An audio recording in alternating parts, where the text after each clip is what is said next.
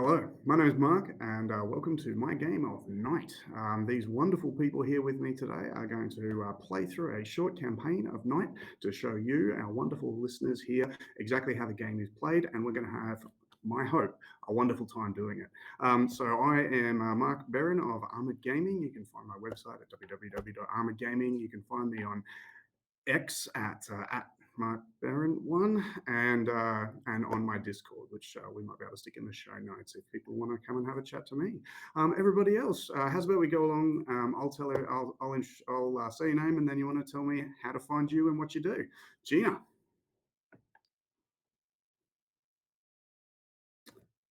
microphone's not on. I don't know why I double clicked it. Hi, I'm Gina, a she, her. I mean, I do this mostly.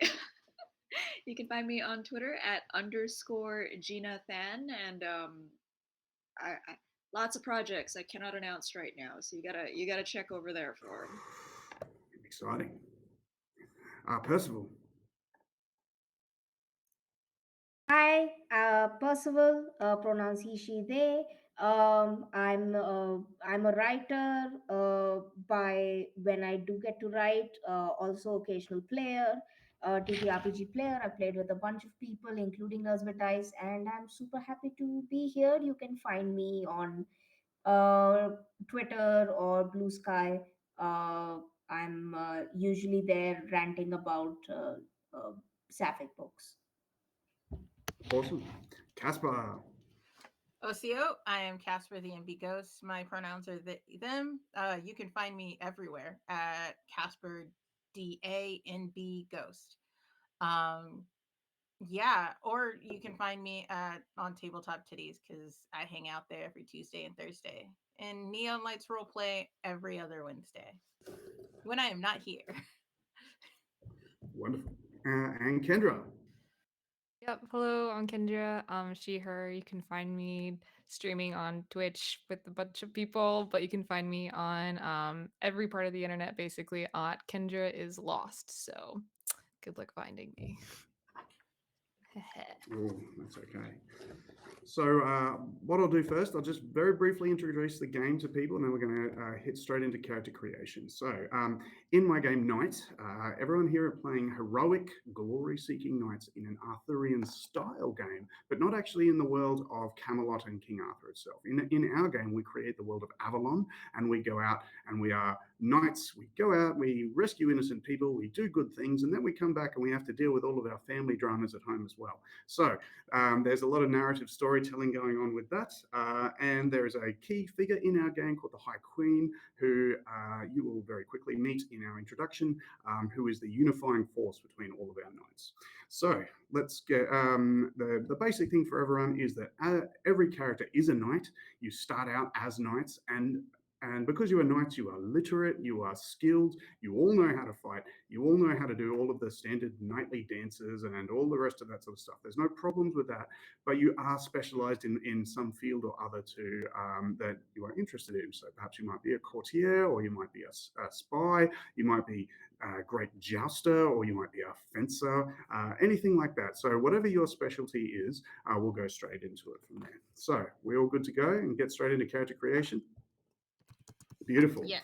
So, um, moving over here. So, first one, if you have the document in front of you, there is male, female, or choose your name. There's a D20 roll.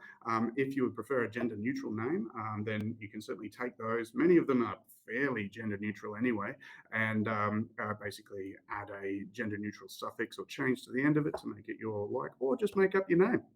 We're all good. So, give me a D20 roll or just tell me your name from here, Gina, or I'll come back to you. You let me know.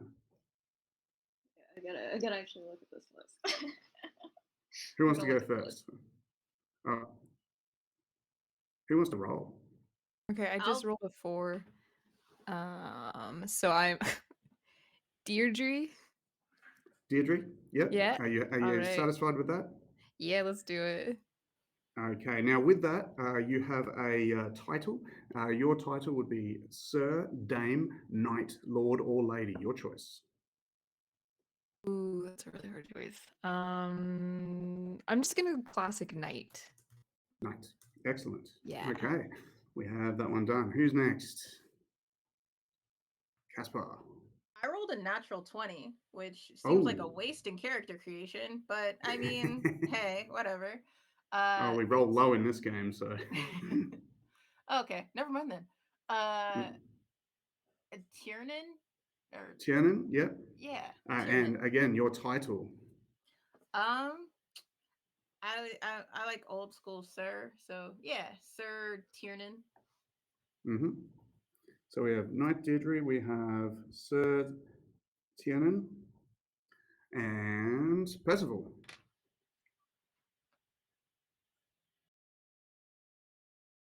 I think we've lost Percival temporarily. Well, we have an internet glitch. Let's move on to Gina, and then we'll come back to Percival. I'm gonna go with Justin. Justin? Yep. Justin. And what was your title? Let's go with Dame. Dame Jesson. Dame Jesson. And Percival, are we back? I think you're muted. Yeah, that could also be a problem. Yeah. Okay. Oh, I think we've lost Percival temporarily. yeah, now we Okay, lost well, let's them. move on to the second part. We're going to create our heraldry at this point. So what you need to do is roll me a d20 and a d8. You can also just create your own if you have one that you love, or roll it up from here. Who wants to go first? Hi, Hey, sorry. Percival's back. There we go. Oh, Percival. Back. So Percival's Okay. back. Excellent. Yay. I got a 12. Mhm. So that's okay. What's the name on 12? A Lamorak or a Leona? Lamorak sounds pretty fitting for the kind of character that I want to go for. So I'll go with Lamorak. Okay, do and wanna what was your say- title? Before you rolled that, Uh, Percival, like hmm? I thought your name was just Percival. I'm like, oh, you came in with like a character name already set. Look, you're ready. I'm That like, is- okay. You've got this going. I got Classic this. Sir Oh, Percival. I came it prepared. No, this is just me being fancy. This is just me being fancy with myself. Very good. So yeah, so Lamorak and and what's the okay, so the titles. Sorry, Mhm. where are the titles? Sir, Dame, Knight, Lord, Lady. There are others if you want to come from further away, such as Rita or Hidalgo or that sort of stuff. But generally speaking, Sir, Dame, Lord, Lady, Knight. I'm going to say Sir as well. Sir Lamorak. Done. All right. Now we choose or create or roll your own heraldry. So you'll need to get yourself up a little shield. And in person, I always get people to draw this up in front of them. People love drawing stuff. So unfortunately, our Google Jamboard probably won't be able to do this. But perhaps if you have some colored pencils or something like that, draw yourself a little shield, and this will be our start. If you've got the character sheet in front of you, then you might be able to edit it. But if we roll with let's go with Percival first. Roll me a d20 for the charge, which is the main symbol on the front, and d8 for its main color. And if you don't like it, just have a different one. Okay. Okay, so D20 and D8. Mhm. Where is my D8? And if you tell me which one is the 20, No, this is a D9. sorry, say again. This is my D20. This is my. I am looking for my D8, Ah. which does. I think this is no. This is a D10. I have forgotten how to count. Okay, you know what? I need to find my D8, so I don't mind if someone else just All right, not to Kendra. waste time. Kendra, Okay. d20 and a d8. Let me know which one is the 20. Okay, I rolled already, and I Mhm. am a yellow sun. I know, so creative, Ooh. so special. Oh, beautiful. Now, the sun itself, is it yellow? And what about the background? So you could have your sun itself might be yellow. What about the background, what's called Ooh, the okay. field Let's roll. of the shields? Generally, heraldic is great if you have very distinct colors. Okay, it's on a white shield. Yellow You are sun, very white holy. shields. Yep. Are I'm just you? the most vanilla knight that's ever lived. It's fine. Tell me, tell me about your shield. How come you've got this sun shield? Where did you get that from? Like where did my family get it from, or where did I find this Did shield? you make it in our era, in the first of the three eras? Uh, Knights as a concept are relatively new. Colors, heraldry as a concept are pretty new. Did you make it? Did you get it from your family? Your choice. I think I got it from my family, and there's kind of Hmm. like an old wise tale that, the knight of the family hears about when they're given this shield and officially knighted is, the head of the family kind of thing. And it's a very Hmm. beautiful ancient tale that I will definitely get back to you about what the tale I is love of, that but it's, tale. yep, There's some classic. homework for you immediately, right? Awesome. Yep, yep. So, okay. So next one we have Casper. So I'm gonna pick the moon because it's my brand, but I'm gonna roll what color? Hmm. Okay, cool. So I got a blue moon. That okay. Nice. So it's a moon. It's a moon on a blue field, or it's a blue moon on a different field. Your choice. You know what? I'm gonna say it's a blue moon on a You can roll the colors again if you like. yeah, it's a black field. Okay, so yeah, it's Oh, just blue. yeah. Yeah, Argenton sable. Okay, let me write that. Blue moon. So tell me about your blue moon heraldry. Where did that one come from? Is there a Um, story? Is there to do with the goddess of the moon? Is there a it's it's okay. So my family, I guess, believes that they are blessed by the goddess of the moon and are kind mhm, of her avatar, like not avatars. It's um what we do honors her. So everything we have is a mhm. gift from her. How about that? Okay, sounds good. So the goddess of the moon, by the way, her name is Rhiannon. So Rhiannon? the Yeah, you know what? Rhiannon is the goddess of the I can moon. hang out with Rhiannon. That's no problem. Yeah. All right. Play that song on repeat now. So Kendra, what about you? Are you somehow related to or have history with the god of the sun, Lu? Lu of the long Um, hand. He's the chief of the old pagan gods. For the spice of it all, then yes.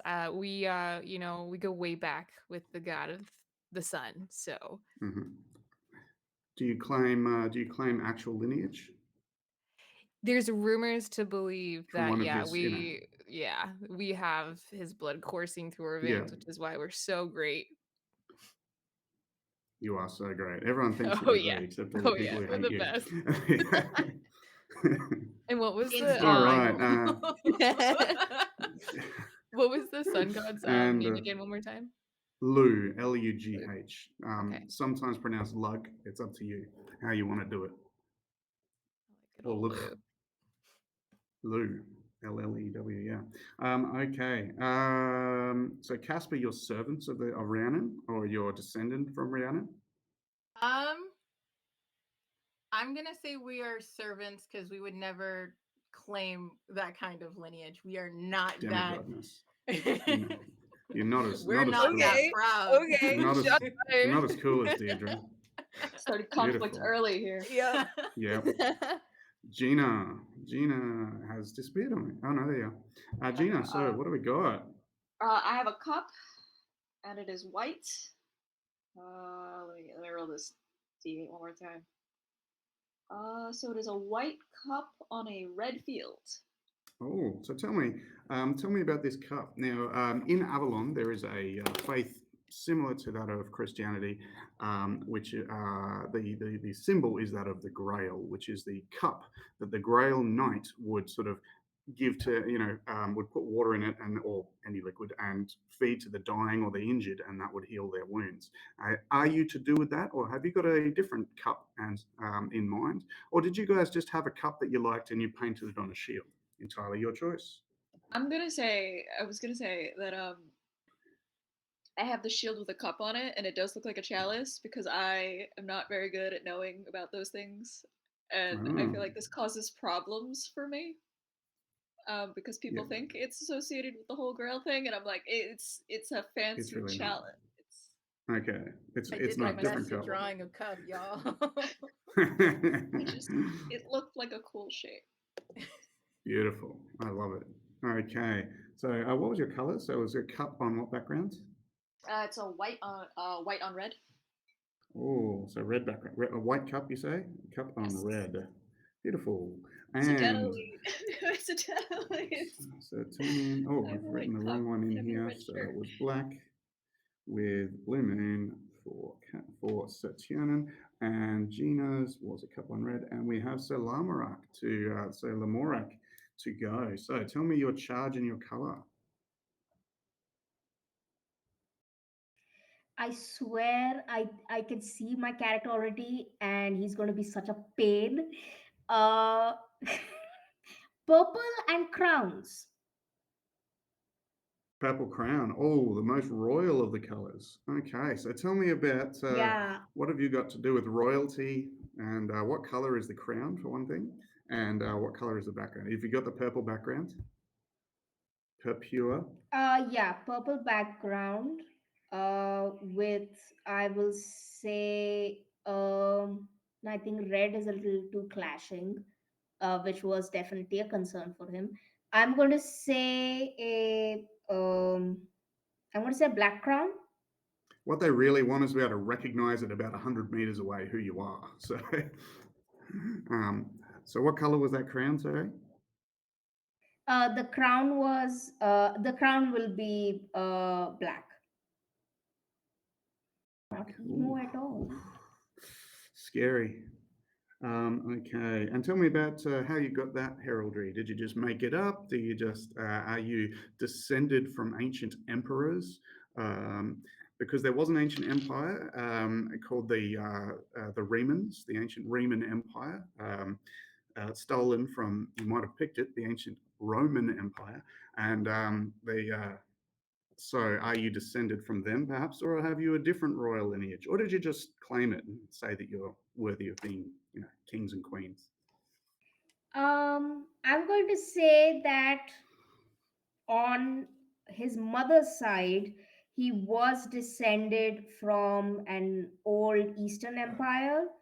Hmm. And when his mother was kind of married off to a Europe, one of the Europe Western kingdoms, Hmm. that's when the lineages sort of mixed and matched there. And but it was that the purple color comes from his father, but the black crown comes from his mother, which he's initially it was just like a it was just a purple thing with like a pretty ordinary band, but recently he put the crown there in dedication to his mother. Oh, lovely. Um, okay, so next part. I think have we lost Casper? Ah, the internet. No, I'm right That's here. okay. Hopefully Casper will return. So next up we have choose, create, or roll a Here. trait. Wait, I'm We have ready. Casper. You have Casper? Oh, just not showing Yeah. up on my screen here. I was about to say, like, Um, where did he go? Mysterious. I'm I right here. think Mysterious. this video has problems sometimes. If you're the last person to log on, sometimes you have to refresh and then it will sync everybody back up. In Oh, my okay. experience when I've used it. So Okay, no worries. I can't see Casper, but let's move on for a minute. So the next thing is a trait. So this is a mechanical part of the game. It's a word or short phrase that says what you do and what you're about. Now you can create this. There is a list, and you can roll on them if you care to. But if you want something more specialized that you're interested in, you just tell me a word or short phrase, and then what will happen is that depending on what you say, this might be a good thing. So, example: the classic knight Gawain was known as the Sun Knight. In the day, when the sun was out, he was like, well, depending on the stories, between 3 to 10 times stronger than anybody else. And at night, he was only the strength of a normal man because, you couldn't have, weaker than that. That'd be a bit wussy. But in this game, maybe we might have the Sun Knight or something like that. But the ones that we roll are fairly low powered in terms of magical type of stuff because you might earn those things further on in play as you go on. So it's your choice. If you have something that you like, now we've got to keep it within, you can't just be like, well, best knight in the world, because then you just have a benefit to everything. But you're like, well, I'm a tournament knight. I really love tournaments, everything to do with tournaments. When I'm in tournaments, talking to people at tournaments, fighting in tournaments, drinking in tournaments, getting better from injuries in tournaments, everything tournament related, I get better at, but other stuff, not so much. So it's sort of up to you how you guys want to do it. The easiest way is to roll, and then we'll work it out from there. So, Kendra, what would you like? I'm gonna roll. I like leaving everything to chance. Oh, So every time I run a campaign of this, the first time people roll, and then their heirs, you don't tend to roll so much. So that's fun. Okay. So we're gonna roll the trait first. That's D8. mhm. I have a 3, a Lancer. A Lancer. So you are a classic horseback knight. So you are great at lancing people with a lance. You're also a great rider. You're a trick rider. So, you can do all those things where you can basically, like fall off your, like go off your horse, grab something from the ground, get back on again, all of that sort of stuff. So when it comes to lancing people and being the greatest horseback knight, war or otherwise, that's what you do. Sound good? Sound great. This is like perfect for my character idea. So Yeah, you are so classic paladin. Now I still don't have Casper. Can Casper hear me? Yeah, I can hear I you. don't know. Can you hear me? Yes. No, Hmm. apparently not. Oh, yeah, I think I've been here I the think he whole just needs to time. refresh. The problem is him. Oh. Yeah. He's refreshing. I've been here the whole time. Stop telling people I I'm could dead. Kim's not here. We Sometimes can I do whatever could we still want. hear Oh, no, he's Casper. dead. I can still hear their voice. Hey, since you told me to Mark- refresh, I tried to refresh it. Mark and Casper literally mark.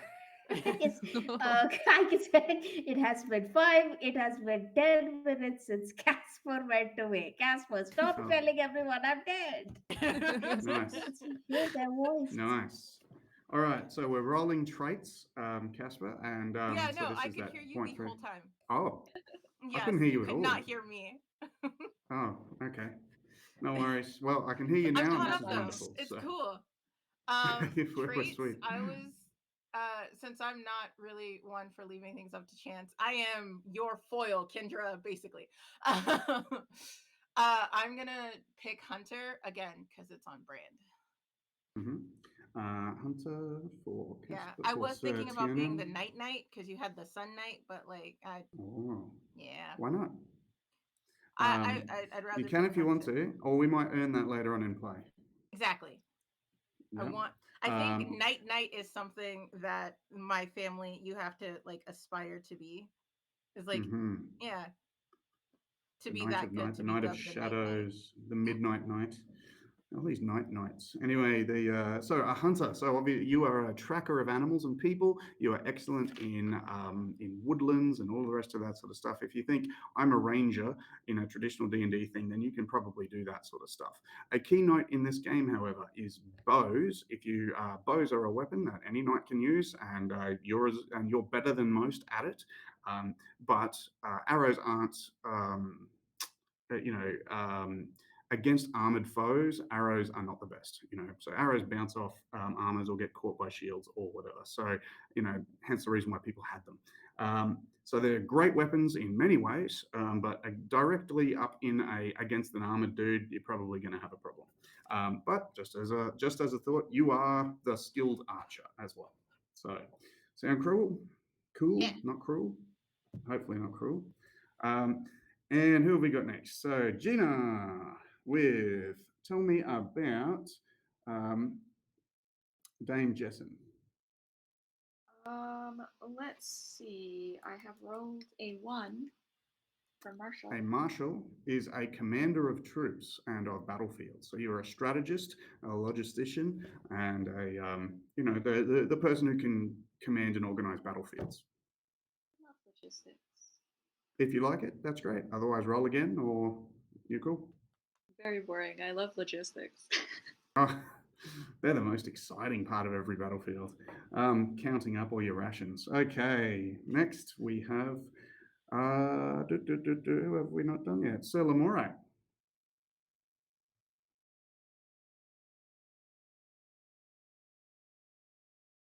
You are You're muted muted. again. Muted, yeah.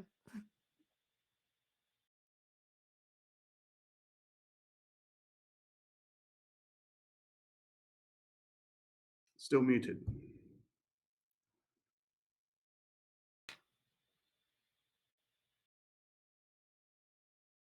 Not visible.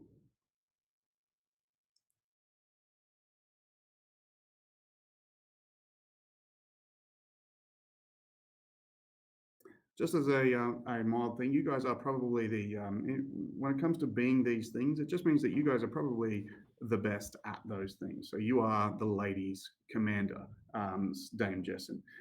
Knight Deirdre, you are probably the best lancer in her armies and that sort of stuff. Does that make sense? Yep. So yeah, and and the chief hunter, the best at it, that sort of stuff. Hey, I'm back. The page just went unresponsive and I couldn't unmute the thingy. all good. Okay. All right. I am going to roll. And I got a 3. A 3. That is another lancer. Would you like to be a lancer, or would you like to roll again? I'd like to roll again. This time I got a 2. You are a duelist, so in terms of one-on-one fights, you are it. Just because I say fence, it doesn't mean it has to be with swords, and it doesn't mean you use light swords like rapiers. That's out of period. But a fencer just means that in a one-on-one fight, you are probably the best out of any of these guys. Make sense? Cool. So, duelist. Done.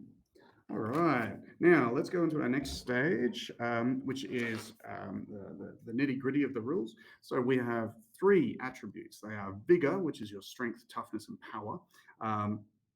It's also your appearance of credibility and your ability to generate a forceful, authoritarian perspective. We have prowess, which is your accuracy, your ability to skillfully manipulate situations, and your speed, and is also the skillful use of reason. And finally, we have wit, which is your agility, your manipulation, your cunning, your ability to manipulate the emotions of others. So you have 12, 10, and 8. You may place them in any of those attributes that you particularly desire. So, and there is no, and the way that the game works, there is no like vigor equals fighting and prowess equals archery or anything like that. It really depends on any situation, and you're going to be telling me which of those attributes you roll depending on the situation. So, at this point, power, speed, and cunning are your 3 attributes. Put a 12, a 10, and an 8 in whichever one you like, and the higher, the better.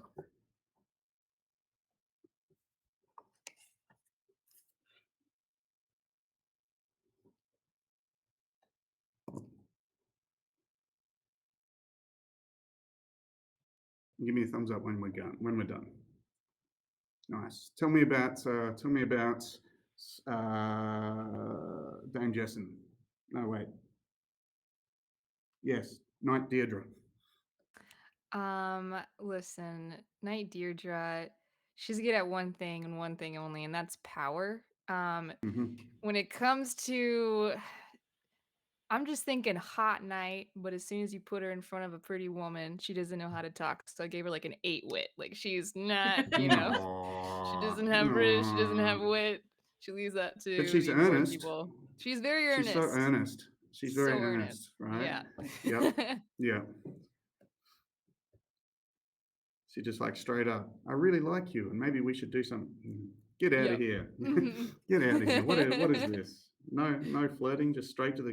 Let's talk about marriage. I don't even know your name. Anyway, all right, cool. Who's next? I put all mine in wit. Nice. Yeah, 12 in wit. I have all the charisma, but I can't command a room to save my life. I can talk my way out of situations and stuff like that. Like Mhm. I'm It's I'm also the your dark. physical agility as well. So just to be Yeah, aware. Yep. I can dip out of a situation. Like I can go full Mhm. ghost and be like, all right, this is not my vibe. Bye. Nice. But I don't have me try and command a room and try and get anybody's Mhm. attention because it will go very bad. Nice. Sounds good. All right, Percival. Okay. Yeah, like Casper, I think we have the same brain. Because I also put my all my stats into wit. But Mhm. I'm going to say that in Sir Lamorak's case, he was very specifically trained how to command a room, to Mhm. have authority, the whole Mhm. royal prerogative and everything. So he is very specifically I would say, a dangerous figure that everyone know, that is not specifically physically intimidating, but that you can never turn your back to him if you Mhm. are trying to get around him, essentially. Mhm. Mhm. Don't put your And back to Stella Morak. yeah. All right, and Dame Jessen. No, wait. I'm going Yes. to put my 12 into vigor because that is our Mhm. authority stat here. Mhm. Very commanding, very. I don't have another adjective. um, sometimes I start sentences and then I realize I've run out of Mhm. adjectives. Just this will be a lot. It's okay. I am also, and then 10 is going into wit for Mhm. cunning reasons, and then that just leaves me 8 with prowess. I don't have extensive rationales here. This is just Yep. taking it Yep. pretty at face value. So no worries. Sounds great. Well, we're done there. So next one is choose, create, or roll your physical description. So what I do here is I roll 3d6, and each 6 you read it out, and so you roll a 1, and your eyes are fiery eyes. Roll a 1 on hair, you've got long hair, and body is fit. But again, any of these things are entirely up to you. Feel free to roll them and then ignore those results. So 3d6 for you. Kendra, I see you've already rolled. So Yes. what do we got? Okay. My first one I rolled is because I only have 1d6. So my first one is eyes, and I have bright eyes. Oh, it goes with your sun and power motif. I'm seeing So some much Shira here. sunshine. Okay, my hair Paladin Knight is. is really what I'm writing down for you right now. Yeah, it's how's your I hair? have simple hair, you can't have that getting in the way of fighting. So Mm-hmm. just simple, to the point, Mm-hmm. maybe a ponytail. Okay, ponytail. Okay, and then my body is lithe. Which is like athletic, like a gymnast. Yep, Did you want to go with that, that's or me. feel free to change it to something else if Yeah. you want to go the really big guy, lady? Your choice. Lithe is good. Let's let the dice tell the story. I'm just Love lithe, it. and that's Mm-hmm. me. Nice. Done. Okay, who's next? Gina with Dame Jessen. What does Dame Jessen look like? So I have rolled sharp eyes, styled hair, and let me actually pick out of these 3. I like to be very short all the time because I am short in Mm-hmm. real life. So I'm gonna go with short. No worries. What is your styled hair? How styled are we talking here? Are we talking, um, done up in amazing fashions whenever possible, or always cut well, or what does that look like for you for Dame Jessen? I'm gonna say she's very fashionable, like very Mm-hmm. whatever like court fashion it is, which Mm-hmm. probably is not, well, whenever possible. She's not doing it to the point of impracticality, but we're gonna say whatever's in vogue. Very How does that stylish. go with your? We'll talk about her clothing in a minute, but does that also go into her clothing? Always the I'm latest gonna fashion. say, I'm gonna say yes. Nice. Yes. And coming back to Night Deirdre, how's Night Deirdre? How's your fashionability here? Are you Oh, always wearing the latest? no, Or it's horrible. She's always out of fashion. There's always like blood ever like, just from jousting earlier. She's like, "Oh, yeah, sorry." Yeah, like she just it's an afterthought. There's yeah, holes, and yeah. Until someone points right. it out and then she's like, "Oh yeah, maybe I should buy clothes." So does she always smell like victory? Yes, of course. Smells like hard work and victory. All right. Heck yeah. Uh, okay, who's next on my list here? Sir Lamorak. What do you like? Okay, so what I'm going to do is I have an idea on body, but on eyes and hair, I'll roll for something. Hmm. Getting specific here. So I got a four. I got two fours. Hmm. So that's sharp and simple hair. Sharp-eyed. Does that go with your character type? Yeah, like Nice. Sir Lamorak is very much someone who was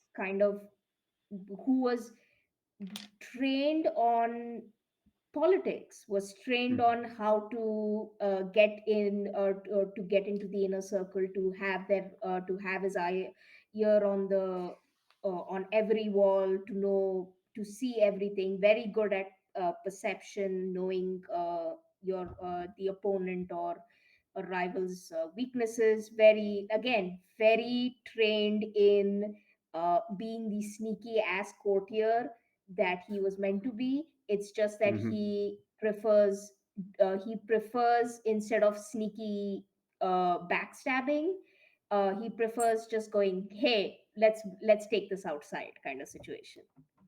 A court duelist. So excellent. I love it. All right, and Sir Tiernan. Yo, well, since everybody got like sharp eyes except for bright-eyed bushy tail over there, I'm gonna go not giving you I'm a gonna hard kill time. people. I'm gonna go for hard eyes. Uh, Ooh. yeah, like I like to think like the story of my family is like you don't want to mess like they like I what we see as a blessing, others may see as like a curse. Kind of situation. I'm that dark shadow friend in the corner. It's like, are they okay? Hmm. Just don't look them in the Hmm. eye. It's fine. Um, I love it. yeah. So we're gonna go with hard eyes, curly hair because I have curly hair, Hmm. and we love a short king. So We got two shorties. yeah, Love it. Love it. Oh, I am one compact. thing. You got three shorties. One. Love it. Percival Love is it. also here. Oh, I'm really? 4'11". I'm 4'11". This Oof. is, I am short. We Oof. are compact. Yeah, yeah, yeah. Probably better for you anyway. I don't think people are supposed to be that tall. Anyway, one last thing. Avalon is a Also, land which, yeah, sorry, Mark, I forgot to mention the body. It's a bulky body. no worries. You're a little power pack. So like, uh, hmm, yep. Hmm. Love it. Okay. One last thing. Avalon is a land with a variety of skin tones due to historical precedent. There are fair-ish skinned people. The majority of Avalonians are sort of like a mixed skin tones, um, and there are dark skin tones there as well because of the Riemann Empire took a lot of slaves and things like that to Avalon, and so there are who have become part of the population since then. So pick whatever skin tone that suits you, and that's all good. All right, next part is we'll get into our full description a little bit later, but next we have a patron spirit. So you can either roll a d12 if you're completely over the don't mind whether you're going to be a traditional pagan or a one of the faithful, or if you want to be to narrow it down, say I want to be a pagan, you just roll me a d6, and these will give you some ideas. However, we already have two gods that have shown up, Lu and Rhiannon. So it's up to you whether you want to just pick one of those guys. So from the top, we have Knight Deirdre. So what would you like to roll me? A d12 or a d6, picking either the faithful or the pagan gods? See, the sun just makes sense for the faithful, I feel like. Mhm. See, so that was D12, right? It is. If you want to be faithful, that's a d6. D6. Okay, perfect. I don't know where my D12 is. Okay. That's a 6. A 6 is Saint Anthony. So if you want your patron, now, by the way, I need to explain this. A patron spirits are real things that exist, and they are spirits that might send you dreams. They might guide you in other ways. They act subtly. They can communicate with you when they really want to. You pray to them through shrines and all the rest of that stuff. Whether it be saints or whether it be uh, the old gods, then pretty much the same thing. You make sacrifices, you play the music, you do whatever, and they'll be happy with you. And in return, they will act in your favor. So in this world, magic is subtle unless you are actually a magician, but it is everywhere. So in this case, Saint Anthony is the saint of finding, traveling, and lost people, and sort of finding them and saving them. So if you're interested in Saint Anthony as a patron saint, then what happens mechanically is anytime Saint Anthony could help you out, you can just go, hey, look, Saint Anthony's here, and I might say, well, how does Saint Anthony help you? And you're like, well, maybe a dove just starts flying off in this direction and it directs my eyes over there, or something like that. Okay, so it's subtle, but it's constant. It's these patron spirits and saints are around you and act on the world. So is St. Anthony one for you? Yeah, so does that mean like if I'm lost within myself, or could it be like maybe That's up my to that's going to be up to you, but absolutely, okay, they're I'm patron already spirits. thinking that my nightly lady, she's like always losing things and she just abuses this connection of like, hey, I lost like my equivalent of my card keys. Can you help me out? You're pushing this saints you're pushing this saints I am. patience here. She's done with me. No worries. So St. Anthony is yours. Okay. So next we have Dame Jessen. Dame Jessen, D12 if you don't mind who it is, and D6 and tell me which pantheon or group that you'd like to go with, faithful or the old pagan gods, Let me see. or just pick one.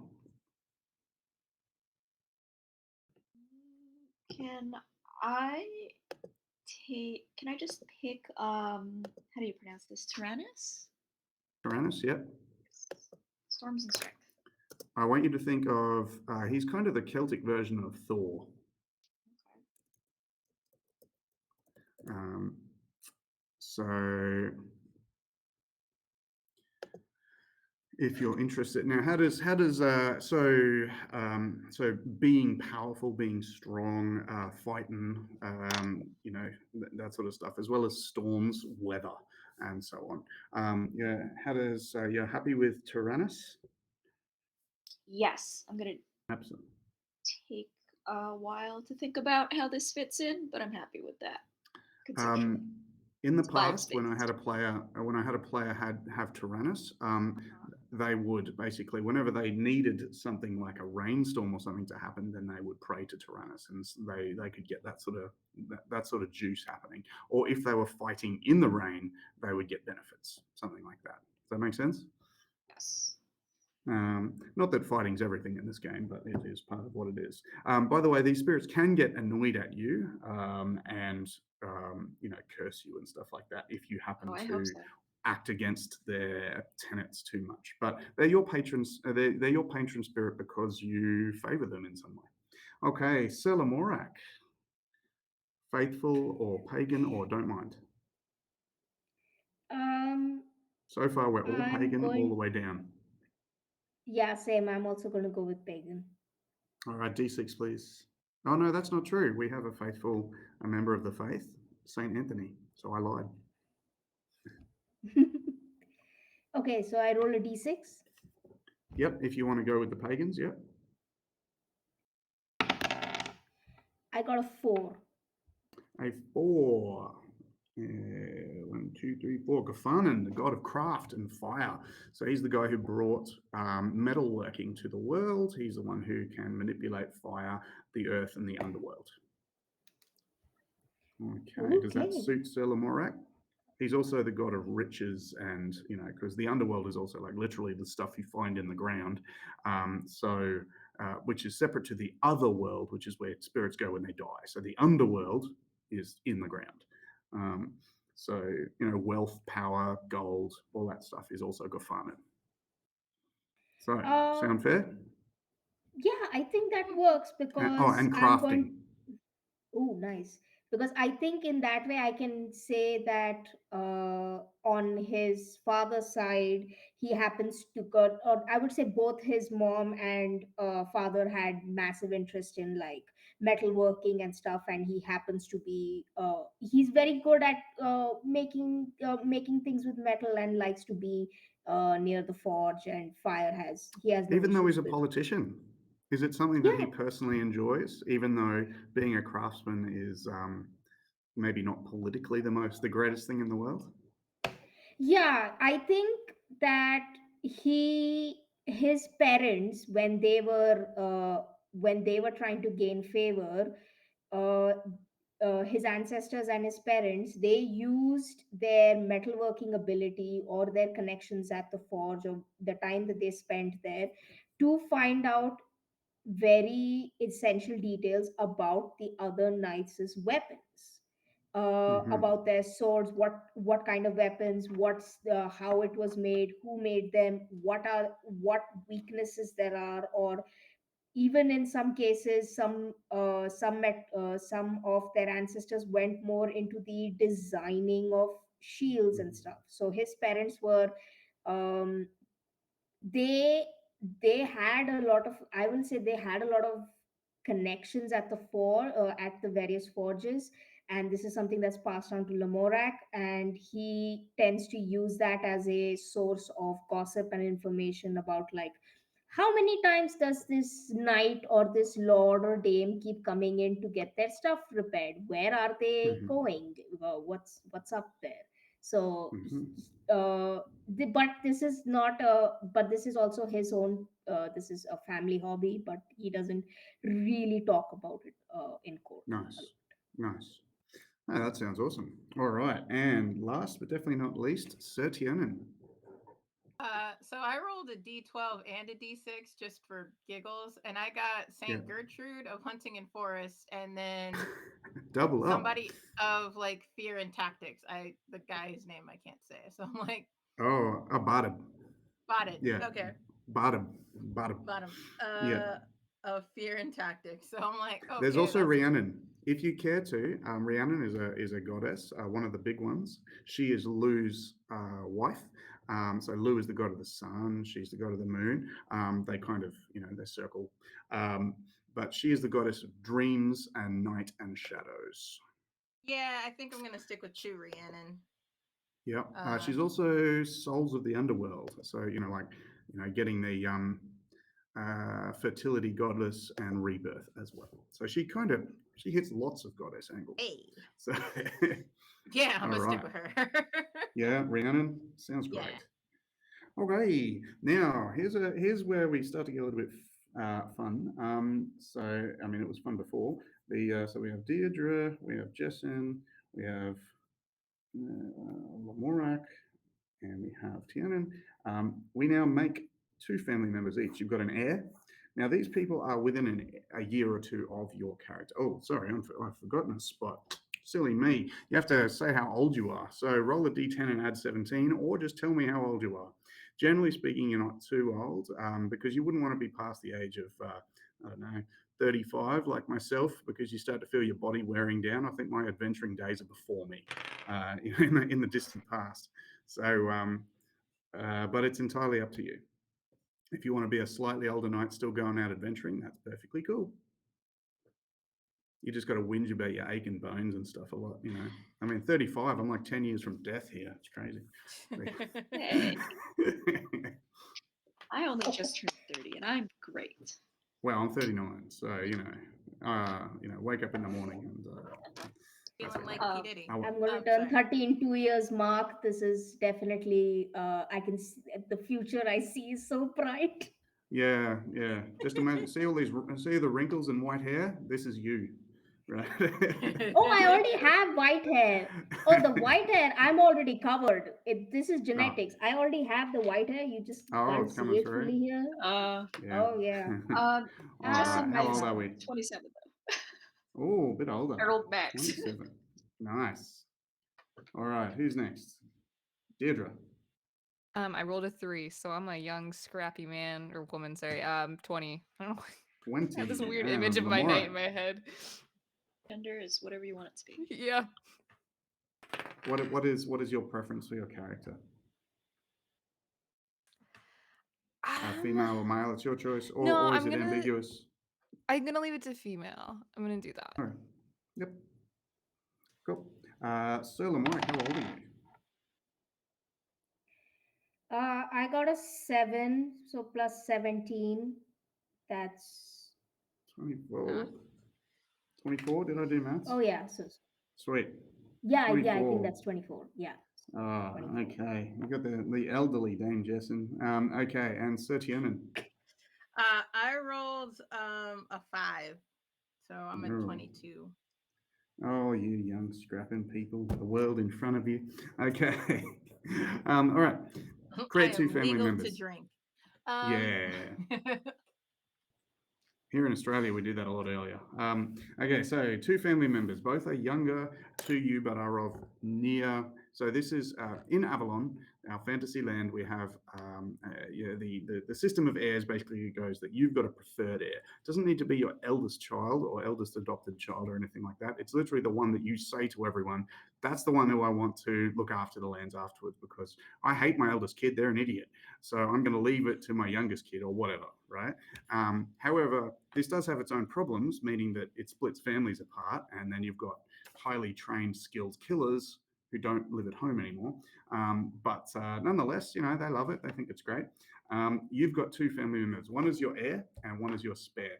They could be brothers, sisters, cousins. They could be adopted family members. They could be found family. They could be whoever, but they are a member of your house somehow.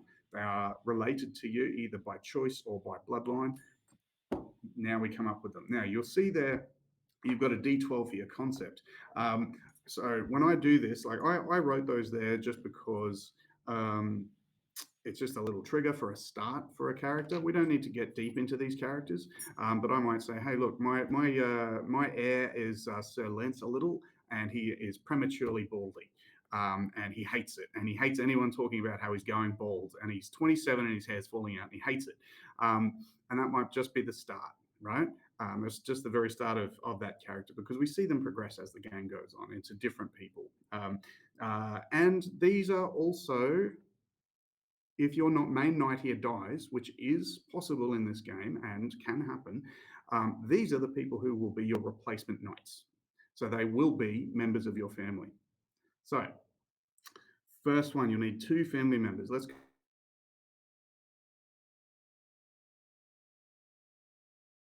Oh no. We lost Mark. Cliffhanger.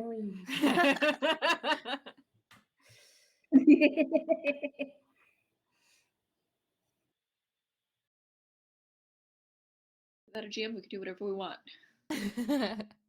All right, he said we only get 2. I say all of us get 5.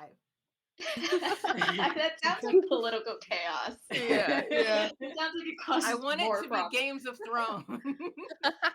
All fighting for the one crown. Oh my gosh.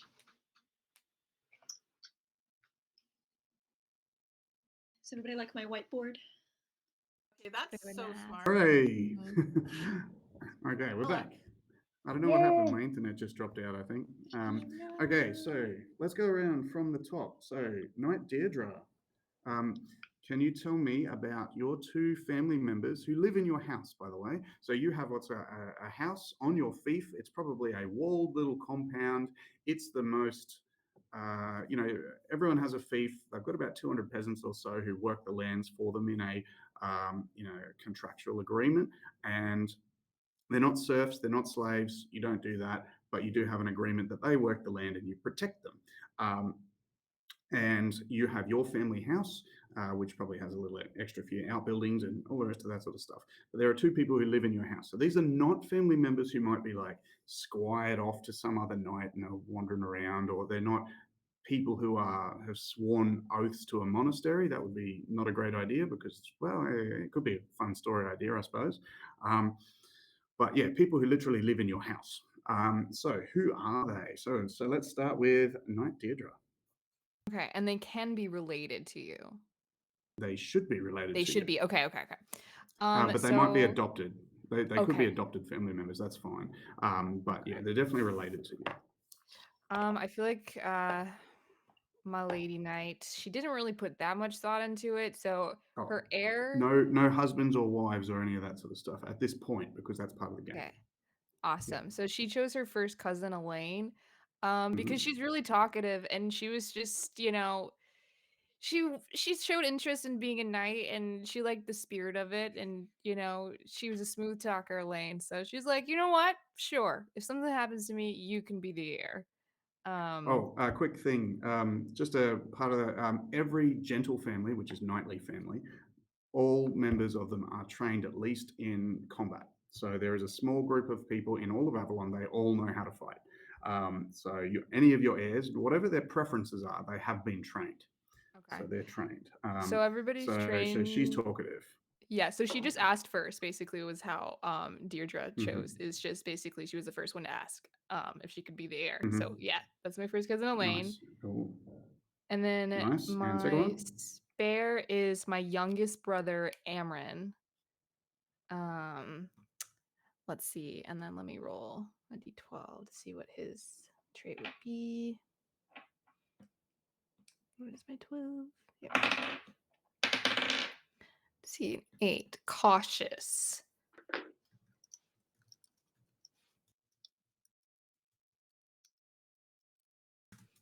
So while Elaine just asked to be the heir, Amron, he didn't realize you could just ask, and so now there's like family drama between that. Oh, drama. Drama. And he's a bit more sort of held back, withheld. Yeah, I he's a can't little think of the word. reserved. He's kind of Reserved. cunning. There's a word. Yeah. Yeah, reserved. Love him. Okay, and there's drama. Always got to be Mm, drama. So he wants to be always. the heir. He does. Desperately. Okay, Yeah. desperately wants to be the heir. Why does he think Elaine's not a good leader? Because she's too talkative, she's gonna spill out all of our secrets. Because of course we have family Hmm. secrets, and you Hmm. just can't have that. Hmm. And why? And what does Deirdre think of your current family drama problems? Of your Um, two heirs, of your heir and your spare bickering with each other, and maybe they come up to you and like talk to you about, don't he comes up and he says, look, think about how bad she is, she can't be a good heir. How do you deal with that? um, so the way Deirdre kind of deals with it is she doesn't. She's always like, "Oh yeah, I'll take that into consideration," and then never follows up. That sounds like me. Yep. So love it. All right, Dame Jessen, tell me about your peeps. I'm gonna go real like kitsch tier. Well, I guess not kitsch this thing, but my heir is going. I'm going to have. I want to have an identical twin sister. She's younger than I am. Hmm. Um, she is more of a like arts person. She's more of like a patron of the arts sort of thing. So like that's Hmm. we were both trained at the same time and together, but she decided that she wanted to do that instead. Um, I will say one thing just about a setting thing. So art and beauty are definitely a part of the things that knights do, and yes. that is so that's perfectly fine. But common sort of mercantile business. You guys stay well away from that, and you do not ever farm or labor yourself because you're too Yeah. busy protecting people. So you're Yeah. yeah. So just as an idea, because you said Artie, it just triggered this in my mind. Yeah. She's like a harpist or something, is like what I'm imagining, like that kind of thing. Harpist done. And the other one, I do also want to. I think that one we have like going to say a cousin who lives with us. Mhm. A like distant cousin who's like from somewhere else who was sent to live with us and just kind of never left. You know, like that kind of situation. Yeah. Why were they sent to live with you?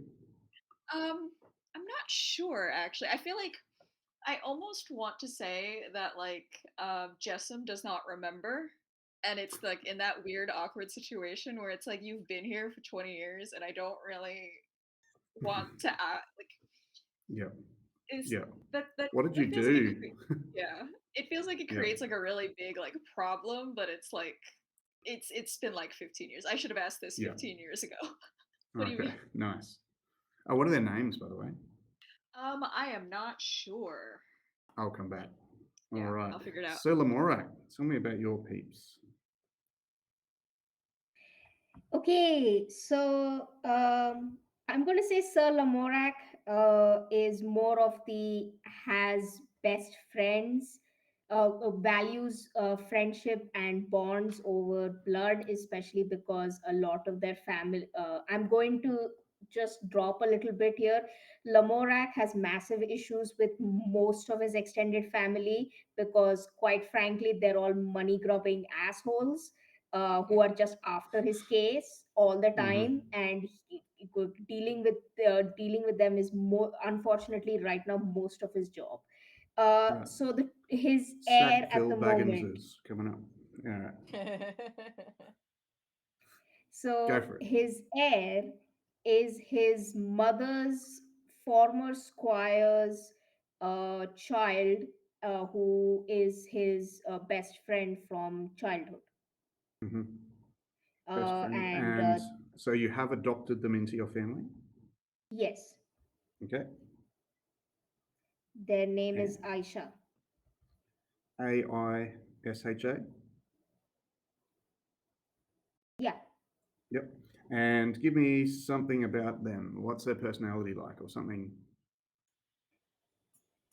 Um, I'm going to say that their personality is a very bookish, sort of very bookish kind of person, very much involved in arts and creative stuff, like loves to play instruments and create music and things like that.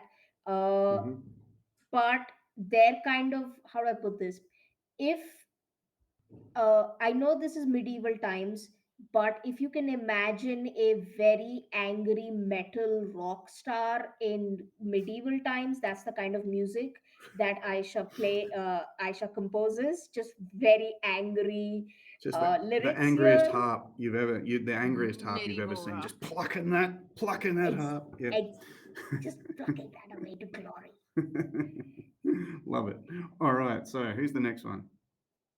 The spare is his half sister from his mother's previous marriage, Yep. and And what's her her name name? is Tara. Tara. And give me something about her. Um, I will say that Tara is still um, is about just entering into her late teens, and is definitely the I want like both Lamorak is trained and is bulky, but Tara is the one who's like muscly weightlifter butch lesbian type. Like she's the Muscly, one who likes to fight. Yeah, muscly fighter. she's the one who. Yep. Yep, she's the one who likes Cool. to fight, and she's taken after their mother in being the like the brick house, the brick shit house Mhm. of the family. Nice. I love it. All right. Man, that's an Australianism there. Built like a brick shit house is a. Anyway, old school that one.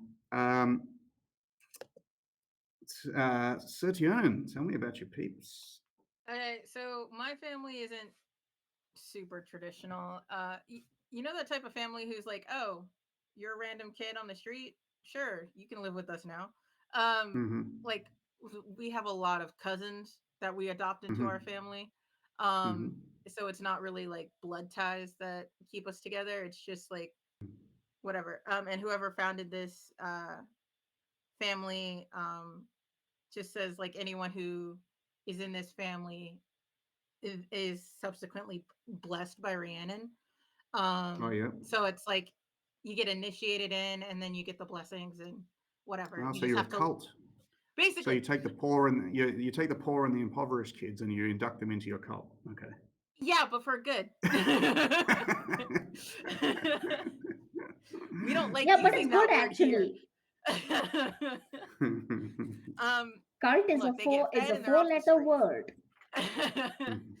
But yeah, so like so there's kind of like this ceremony where get like to define who the head of household is, and quite recently it was Sir Tiernan. Second place was Sever, the who was pretty ruthless, and Quinn, who is extremely ambitious, um, trying to figure it out. Like, Mm-hmm. yeah. Are So they coming for you, especially they're Sever? not exactly my like greatest supporters, but So they're not getting in line despite the fact that you won fair and square, or did you win yeah, fair and no, square? I won fair and square. But they have like I'm too soft for Sever to be like an Mm-hmm. effective leader, and Mm-hmm. Quinn doesn't think like I have what it takes to bring the family the glory it deserves. I love it. Okay. Beautiful. Thank you, folks. Now we just got a couple little questions for you guys, and that will end this. We thought I thought that would take shorter. Usually in play, it doesn't take quite so long, but we do have, I guess, internet stuff slows it down a little bit. So we do starting equipment now. Equipment is not in more traditional role playing games. Equipment is just stuff. You know, you just add it to your character sheet. You've got a thing. But in these sorts of in this sort of game, your stuff is important to you. It is rare. So the first thing that we need to talk about is your horse. I need a personality for your horse, a name for your horse, a color for your horse. It is a light and strong war horse. You might define that as a big heavy war horse or something like that, but nonetheless, it is a war horse because you're going to use it in war. This thing's probably about 12, 13 hands tall, which is short for modern horses, but big for medieval horses. And yeah, tell us how you got your horse and what it's about. Did you breed it?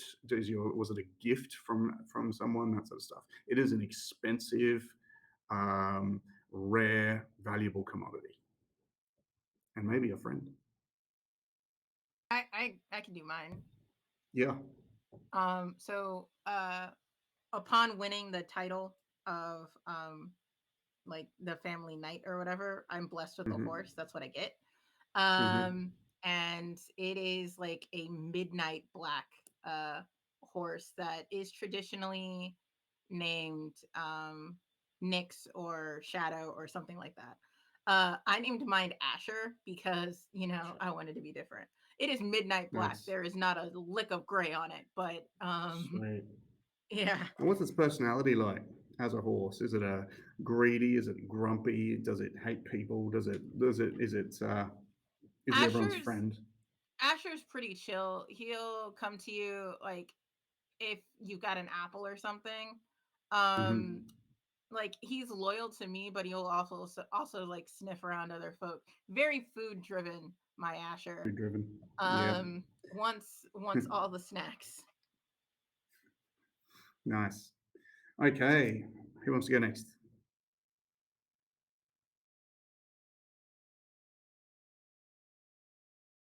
Sir Lamorak.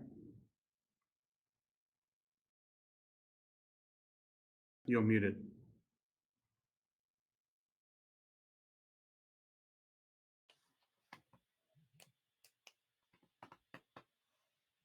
Yeah, can you hear me now? Yep. Okay. My horse's name is Argo. Bonus points to anyone who knows what that is a reference to. Xena, Uh, warrior princess. Jason yes, and the Argonauts? yes. No, No, that was Xena, As in warrior the ship? princess. As in the ship, the ship all the heroes went on, the Argo? Yeah. Do I get bonus points? Anyway, so yeah. Your answer was not Uh, Nerd clear enough. points. No bonus points for you, Mark. Oh. Bum, bum. okay. His name is Argo. He's a dark brown chestnutty color, with a white mane. And the Argo was a horse that was given to Sir Lamorak uh, in essential when he became head of the family. Mhm. When his parents passed, this was a status symbol for his mother. His mother was part of a royal family that really liked breeding horses, and essentially had a massive menagerie. So Mhm. this Argo is from that menagerie that his which was a gift from his mother that his mother had kind of kept as a surprise when he would win his first when he would become the court duelist. Unfortunately, she died before that could happen. So but Argo is his horse, who is Argo is the friendliest cat horse you will ever meet. Has the personality Friendly. of a very friendly cat, but a Mhm. slightly grumpy horse. Okay. Like, very much has a chosen person, was Yep. very much like bred and trained for Lamorak and the family. But uh, but if you have like Did you sufficient know that in apples Atlantis, or the Lost some Empire, Windwar's aquarium contained coelacanths, an ancient species of Sorry, fish thought to be I'm listening to extinct something until fishermen caught one about in an ancient Okay. 1938, series of fish. I don't 24 know what's years going on. after the film setting of 1914. Okay, all right. So I don't know what that so was. yeah, Argo is bribable though. Argo is a Okay. little bit susceptible to bribing, but you have to know what exactly you need to bribe him with, and that is a if you have time, you can find that out. Otherwise, the only people who know are the caretakers and Lamorak. Sweet. I love it. All right. Dame Jessen, tell me about your horse. I want to say that I have a very stoic strawberry roan. Um, a little reddish, not super reddish. Because that's how strawberry roan works. um, and I want to say that this horse was a gift from my sister, who also needs a name, but people names are harder than horse names, I think. I forgot to get back to you on that. We'll get there. Yeah. Um, And what's its personality like? it's like a very like aloof, stoic horse. It's not very. It's one of those. It's one of those horses that people think doesn't have a personality because it's not super reactive to things. But it does. It's just Just it thinks it's doesn't better than you? deign. Yeah. Yes, it thinks it's better than everybody else. This horse does not deign to acknowledge what is happening around them. I love it. It's Okay. one of Knight those. Deirdre. Now, this one, because you're a Lancer, you may have a fancier Yes. horse if you want. Yes, I So, put a lot of thought into this horse because it's important. Deirdre doesn't care for a lot of things in life. Not a lot of things are important to her except for this freaking horse. It is her She life. is a horse So girl. I'm Got a it. horse mhm. girl through and through. Dang, that sounded so much cooler until you said that. Horse girl, even by like context standards. So Yeah, Mhm. yeah. I Yeah. support her. Thank you. So yeah, so this horse, it was a gift from my father. It was actually the foal of his horse. So I grew up alongside this horse. Me and this horse go way back.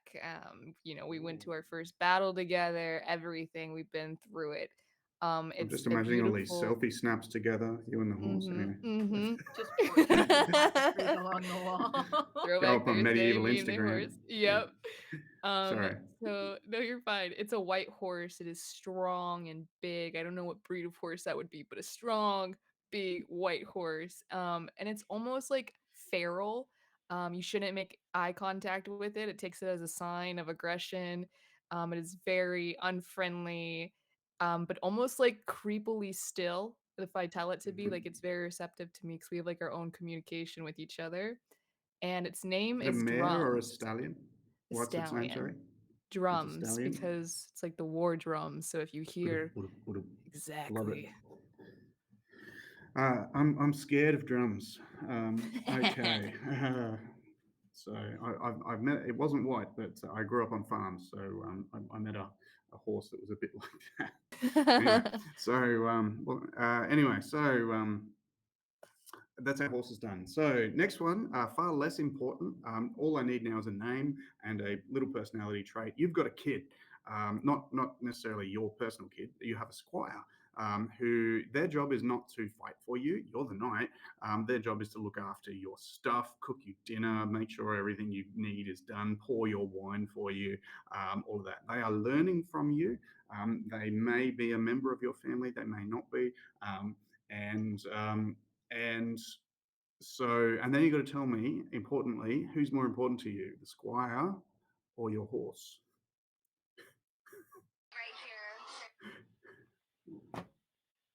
So, who wants to go first? Why don't we start with Deirdre first? Yeah, I think you already know the answer. If it comes down Yeah. to my squire, who I just call you, I don't even get attached to it because it's like, replaceable. Yeah, yeah. Um, or actually, I call him number 3. I just call him by how many Number three. squires I've been through. So his name is Uh-huh. 3. What Um, happened to the other ones? Do they just graduate off and go off to live in some other knightly yeah, family? Or... yeah, sure. Oh, Of course they they didn't did. die a horrible death. Okay, No, cool. no. They didn't make eye contact with drums. Anyways.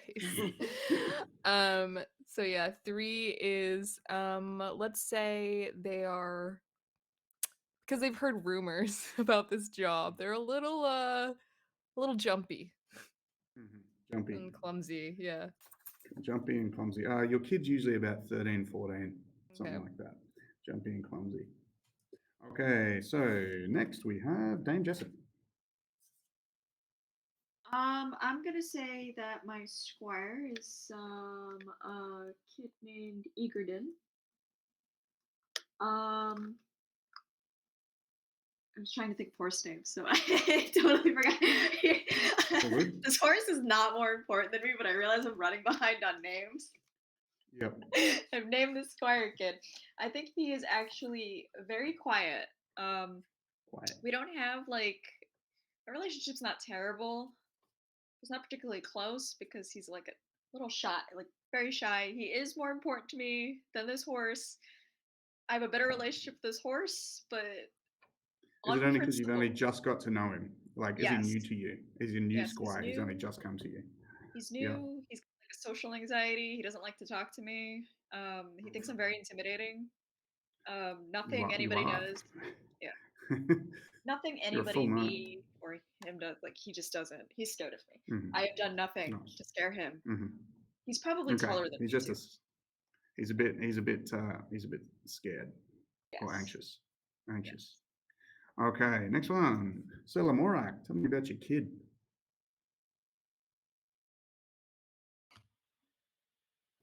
Okay, so the squire, their name is Duke. They're this little non-binary child, little non-binary kid's youngest sibling of um, one of Lamorak's rivals that he may or may not currently be in a bit of a hostage situation with,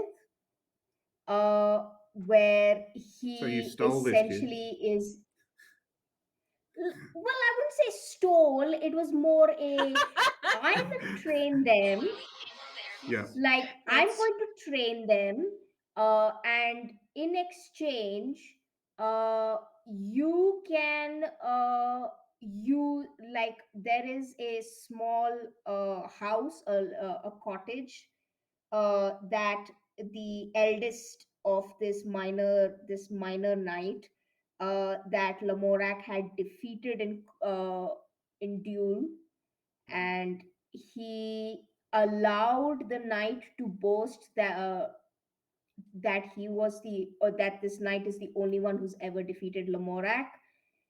Mhm. But in secret, Lamorak has essentially let this person be like a target Mhm. in exchange, so that his youngest sibling, who has like no prospect to, like, is maybe like ninth or 10th or 15th down the line to inherit anything, to like be his squire. He's playing a long game, which involves Nice. one of the minor houses. It's a thing. It's very complicated. Love it. So Tianan, tell me about your kid. so yeah, this this kid would be the newest adoptee into the family. Their name is Ronan, or Rowan, Rowan. And they become my responsibility as the new head of household to make sure like he gets the basics as well as squire training, I guess. Um, yeah. What's Rowan like? Is he more important? Rowan, he is very uh cautious. He like I don't know where you went. We've got jumpy, clumsy, quiet, and nervous, a hostage of a rival knight, and a cautious one. So we've got a lot of squires who just like, keep going, sirs. It- You can- like he like so I call him cautious in that like he's quiet and he's very observant, and he likes to assess a situation before acting. Nice. Love it. Yeah. All right, let's move on to the next one. So every knight has a sword. It's a part of your. It's a status symbol. It is a highly effective weapon at what it does. You know, it's really good at killing people. But more than anything else, it may not be your favored weapon. What we're going to do now is have a favored weapon. But everyone has a sword, and in any circumstance, you can always have a sword. No one, no king, no queen, no one can take a sword from you. It represents your ability to, well, that no one can tell you to not have it, basically. So other weapons, not so much. So you know, you can't just come in with a giant freaking axe into a feast or something like that. But wearing your sword is perfectly acceptable, right? So everyone has a fine weapon. Now, weapons are, uh, especially steeled iron weapons, so steel weapons, are rare, requiring highly skilled people, perhaps um, members of Sir Lamorak's sort of lineage or something like that, who can make them. Most people can't make steel. They have bog iron and wood and all that sort of stuff. So fine weapons are made from very good materials by highly skilled craftspeople, and you have one of those. Everyone has one of those and a sword. Now, your sword may be your favorite weapon. That's up to you. But tell me what is your fine weapon, and tell me a bit about it. So, is it old, new? Is it a gift from someone? Is it passed down from someone? Does it have a history? Now, this is not a magical weapon in that sort of sense, but it might be a weapon with history, right? So, and it might have some meaning to you. So, yeah, go with it. What do we got? So, let's go from the top. Deirdre. Okay, so I think it is an old what would a lancer want to use? Like a longsword, maybe? You could have a sword. You could have a lance. So in those, like, Lance. well, you got the idea that lances sort of break in tournaments and Hmm. stuff. That's the sports versions that are designed to not murder people. Actual real ones are made from very hard wood with shiny metal spiky bits on the front. So they are heavy. They're about 2 to 2.5 meters long, and they're heavier down the handle end and lighter at the tip. So, like a normal spear might be straight and sort of even on both sides. A lance is designed to be held from horseback because it's the weight's in the hand, so you can sort of like point where you want to go with it. So you could have a fine lance like that if you like. A sword, two-handed swords, possible if you like. Okay. Um, let's see. This is hard. I think Deirdre, she's gonna carry a sword that is symbolic, but her main choice of weapon is this lance that Mhm. when she showed fortitude and excelled in that, then her father would have gifted that to her to help aid her. But she does have like a symbolic, just a normal, let's just say like a normal ornamental sword that's just for show of like carrying on the Lost it. name and oh, can you hear me? All right, let's move on. Jessen. No, he can't. No, I don't think you Can't can. hear Oh, you. there, Wait, she's still here. there we go. He's We're still back. here. So, Okay. so when I It's say not just ornamental, me. when we say it's like you'll have a sword, but it's not ornamental as in it's perfectly usable. No, yeah, But yeah, yeah. It's just she yeah, uses it for show. She never really draws it, unless she absolutely has to, but it's not her main choice of weapon. perfect. All right. Does your lance have a name? Has someone given it a name? I'll come back to you. It's hard to Yeah. name a weapon. They don't all have weapons. They don't all have names. All right, Dan Jessen.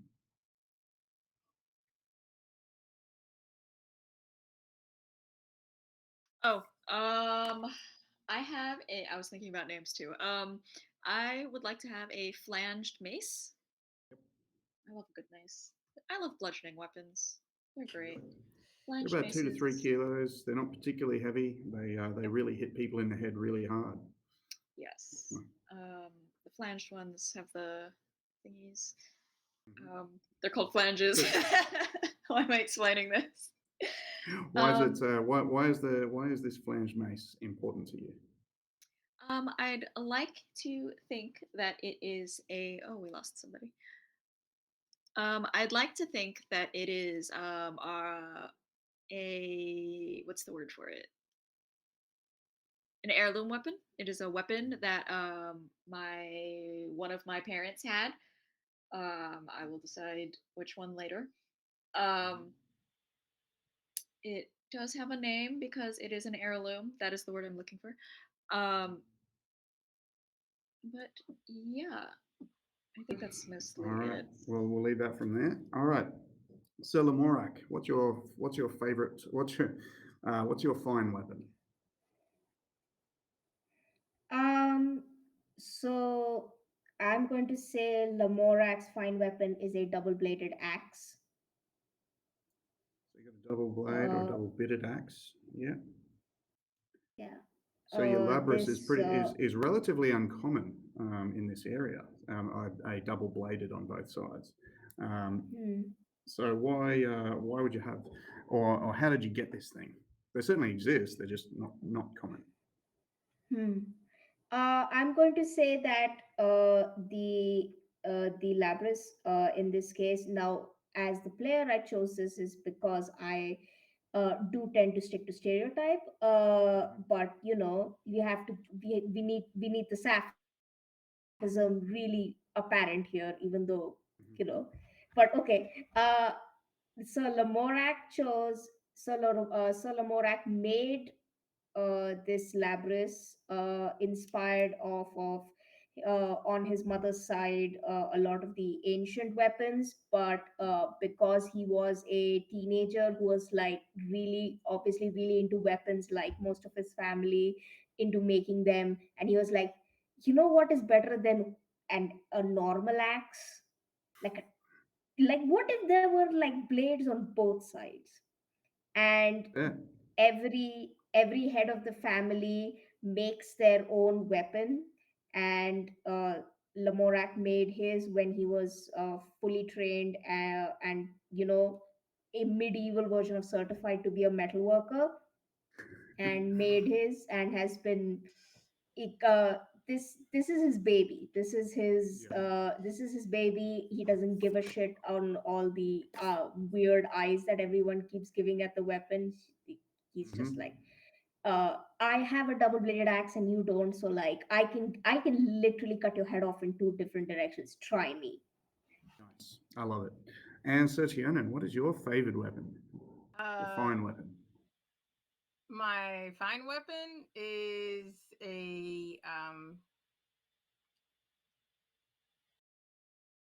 okay is a bow that's been passed down. It's a long bow that's been passed down um from head of household to head of household. It's made of like the toughest like wood. It's been very taken care of. Um Is it a like grandfather's axe situation where when it breaks, you know, they fix it and it's still the same one, or is it actually the same one? it's I think since it's been so taken care of, and like this is why we believe like the family is blessed because it's actually the same one. Like Is it a it gift hasn't from the rotted goddess out or anything Rhiannon? like that. Yes, Is it a it is gift our from the gift goddess from the Rhiannon? goddess Rhiannon. So It is not gift. magical. It is just an everlasting bow. Okay. Uh, That's cool. like All right. yeah, Well, it and I might be think that's its magical. Who name, knows? Rhiannon's gift. Yeah. It's just Yeah, not well, magical. if It it doesn't is glow. magical, we haven't figured out it. Yeah, it just doesn't glow, Yeah. right? You know, so okay, so let's get we'll fast forward through the next bits. Everyone has armor. You probably have a tabard over your armor, which is a cloth outer covering. Your armor is chainmail time in the campaign, so we're a little bit early. So I want you to imagine sort of if we imagine the earliest types of knights with the big bucket helmets all the way around, like the Crusaders. They're wearing chainmail. They've got a bit of a tabard over the top. And if you're really heavily armored, then you might have like a coat of like leather that you'd put on, and that will have like bands of metal in it just to like solidify you up. So there's no like shining armor at this point. Well, chainmail shines, I guess, but no like straight breastplate or anything like that. Okay, so everyone has a shield with their heraldry on it. Whether you use it or not is up to you, but I mean, you're always going to have it. Your squire is always going to be carrying baggage animals and stuff. This is not a game where you need to care about too much. Like, you don't track rations or any of that sort of stuff. Um, Anytime that you want something, you just say, Squire, fetch it for me. And if it's legitimate that your squire would have it, then you have it. Everyone has fine clothes for court. We will introduce those shortly, but just have a thought. You also have all of the other weapons that knights need. So you don't just have your fine weapon, you have a big chunkin fighting dagger. Everyone will have a long spear for horseback stuff. It might not be specifically like that really fine lance. Um, Everyone will have axes, spears, javelins to throw. Everyone will have a bow, but they're not the fine sort of special ones. So, you know, if you want a weapon, you know, you're a knight, you just have these things. Um, you've got older fine clothes that you wear most of the time. And the other thing that we have, and the last one is you have professional warriors that come with you. So you just got to tell me what sort of professional warriors they are. So are they other lancers, or what would we call demi-lancers, which are like lightly armored, kind of like knights, and they have lances. They don't have much armor on. Are they infantry? Are they scouts and irregulars type of guys? Are they archers? That sort of stuff. So just quickly, just mention what sort of force your professional warriors are. Not to say that you can't summon more. You can get 100 other just levies by just going to your land and saying, "I need 100 bodies," and they're just people that will with sharpened spears that can fight for you, but they're not your professional guys who live in your hall. So these are the professional fighters. Who are they? Tell me basically what sort of fighting style goes with you. So let's start from the top. Knight Deirdre. I have a question. I just have a quick question. Mark, can you hear Casper? I cannot. Okay. I think Let you might me have to let me refresh again. refresh. Yep. Oh, Casper was frozen actually. No. Okay, you're back. You're Yeah, back you're now. good now, here. but I've heard you, and Mark just I don't think can hear I you still still. don't. I still don't see Casper. Oh, Hi. I'm just Oh dear. gonna talk for Let a me refresh, second and then I shall until you can hear me. yeah. leave page. You were frozen for like a hot second. Well, dang it. I like to blame his internet, not mine. It's just a really quick question. Just wondering if I could have Beautiful. 5 scouts and 5 archers. That's it. You sure can. Scouts, Oh, there we go. archers. It's all much of a. You sure Ah! can. You can have scouts / archers. Yep, that's fine. Sweet. Scouts are archers anyway. Scouts. Cool. Selamorak, what sort of fighters have you got?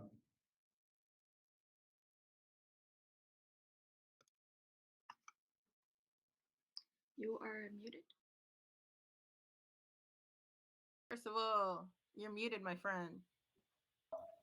Oh, sorry. Oh, it's my turn. Okay. Yes, it is. All right. So I also wanted to ask, similar to Casper in this, that if I could have like a 5 and 5 situation. So Yeah, I that's think fine. okay. So Lamorak, 5 archers and 5 heavy infantry, but like not specifically the sword carrying kind, more the can break you in half kind of people, Oh, like like guys with big wrestler heavy types. maces and Just stuff. 5 juggernauts. It's fine. Just 5 big. You got the biggest people you can find, and you gave them really heavy things. Done. You have heavy infantry. Okay. Dame Jessup. Covering my bases. I'm Done. just gonna go with a light cavalry. We're all horseback people. Quick. Like so these are horseback guys, usually armed with javelins and bows, and swords and that sort of stuff. They're not particularly well armored. It's not a big deal, but just as an idea. And finally, Knight Deirdre. So, my family's actually known for heavy infantry. I was kind of the black sheep of the family with my horse girl vibes. But so I'm gonna have, you know, my heavy A heavy bunch of sword and infantry. shield, Yes. chainmail Yes. guys that go right to the front. Okay, Exactly. sounds good. And we are everyone begins the game with 5 glory, and glory is it's sort of like a currency in a way. It represents your heroic stature in Avalon. It represents how well people know you. It represents how people think whether you are an honourable, are good for your word fame, basically.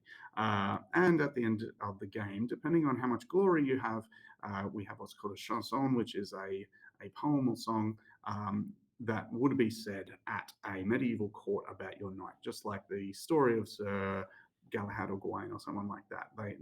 Their stories were set at a medieval court. There's all those lesser knights, those ones that people have barely heard about, like Sir Bors and Sir Agravain and all of those ones. But they're ones with low glory, where someone like Sir Lancelot, everybody knows him. He would have a high glory. So that's the general idea. So, and that's basically character creation done. Okay. Did we need to take a little break before we do our world building? That took a lot longer than what I thought it would. This, but that's okay. Internet. It's doing these things over the internet. I must admit, I'm fairly new to this internet process, but we'll go through. Anyone want to take a break? Well, we're good. I'm good. Take a break. I'm good if So we we'll want say to thumbs go up on. is good. Yeah. All right. Well, this is where we'll need to move on to our Jamboard. Okay. So has everyone got the Jamboard up for our map? And I'm just going to ask our director here. At this point, can we record the Jamboard? I just see the director has said be right back in 3 minutes. So good. Is there a way to particularly summon them? Director. Oh, maybe not. Okay.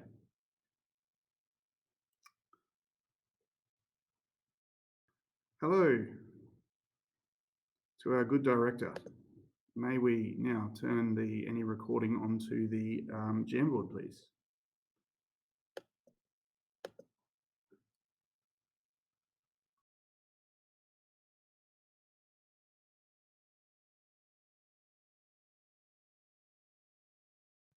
I'm excited. I love our characters. Your horses. Yeah.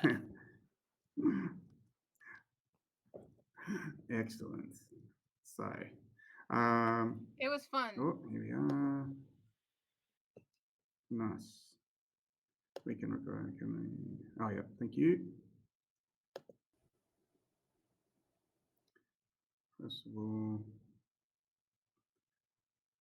maybe we can edit out these bits. I was going to see if I can get the film and see if we can do some editing, but we'll see how we go.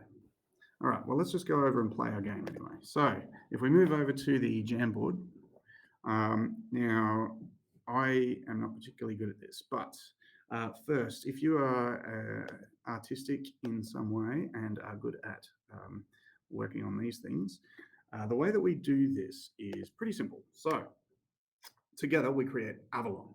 Avalon is not a real place. It is a fantasy version of Arthurian-style romantic chivalry. So, chivalry being horsemanship and knightliness, and romantic being it's a romance. So not romantic in the modern term, but romance would be a style of storytelling done in the medieval courts, telling fantastic tales. It almost always involves romance of characters, however. So as that is part of it. Now, on the Jamboard itself, if we look over here, are we all looking at the Jamboard together? Yes. Yep. Excellent. So, someone, can you draw me an outline of Avalon on the Jamboard? So all you got to do is just draw basically a continenty looking thing, and you might want to put some islands on the outside if you like to. However, if you want to go crazy and separate Avalon into multiple different isles, fairly big ones, we could do that too. So I'm going to pick on different people to do that. Yeah, go for it. All right. I'm doing my best to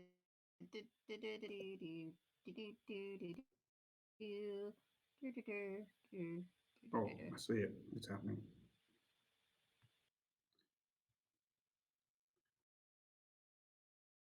Sweet.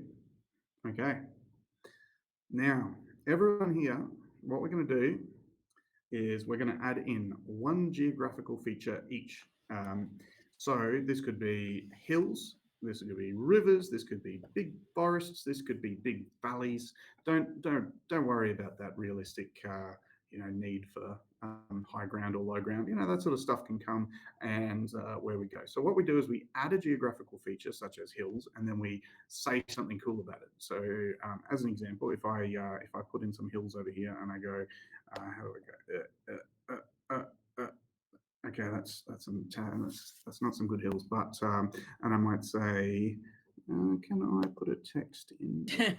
and I might say the hills of the hills of silence, and I say there's a rumor in the Hills of Silence about anyone who makes noise in the Hills of Silence. Does not return, but those who are completely silent can walk through without danger because there is something there and no one knows what it is. Sort of got the general gist of that one. So I will get rid of that because you don't need it, and I'll get rid of my very poor hills. Okay, done. Go for it. You guys, everyone stick in something and then tell me a little bit about your geographical feature.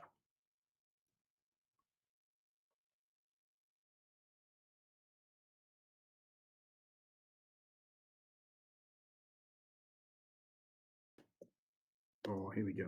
Here we go. All those lines are fighting each other. For each other. I'll go somewhere else. You can have that section.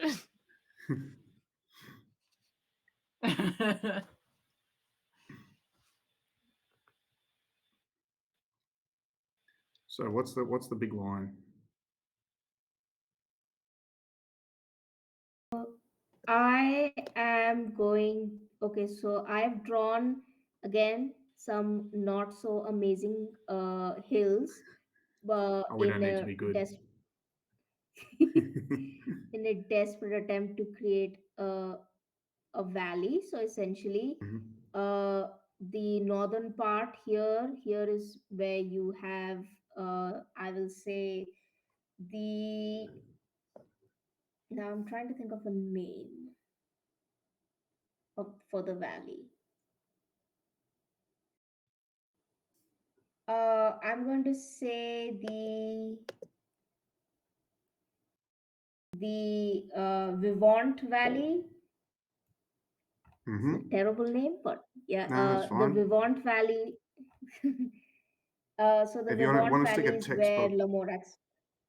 Oh yeah, well we'll put our heraldry in a minute, but if you stick a text box in there and write it in, then we can all see what it's called. So.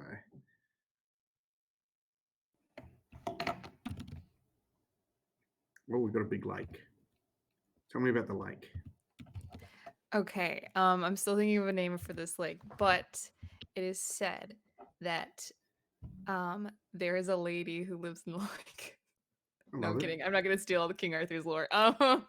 They're in the setting that I've done. There are the ladies of the lake, and they are a group Okay. of enchantresses. So, There is a rumor upon the wind that says if magic is what you seek, you must hike through the forest to the lake, where if you bathe yourself within its crystalline still waters, that magic might either accept you or it will take you down to its watery depths as a sacrifice because you're not lovely. worthy.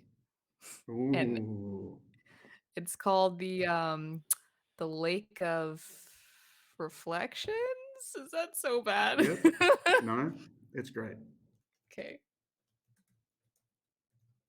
All right.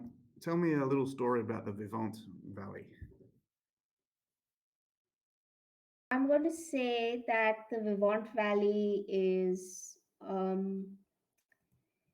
it is a very insular valley, very difficult to get through because I'm trying to make a forest here very badly, but essentially there is a forest. Mm-hmm. You have the Forgotten Forest, and you have a slightly less deadly, less magical deadly, and just Mm-hmm. generally very thick forest. And this Mm-hmm. valley right right past it, and Mm-hmm. it's essentially where you have a lot of the rich minerals and things, and but is also very floodable. It floods a Nice. lot here, and most of the people have learned to essentially make to navigate their lives like clockwork around the flooding, Mm-hmm. and is generally known to be a very insular community, Mm-hmm. just because it's really hard to get there, and the people who get there very much have a chip on their shoulder, like, we got here first and we did all of this. This is all our thing. like sure, if you want to come and like stay the sites, wait until flooding season, we'll see how it goes. So they're Nice. very they're very proud of their ancestors having made it here and made a community out of this Hmm. very uh this, let's say, tough land to work on. Hmm. Hmm. Okay. So, tell me about the Forgotten Forest.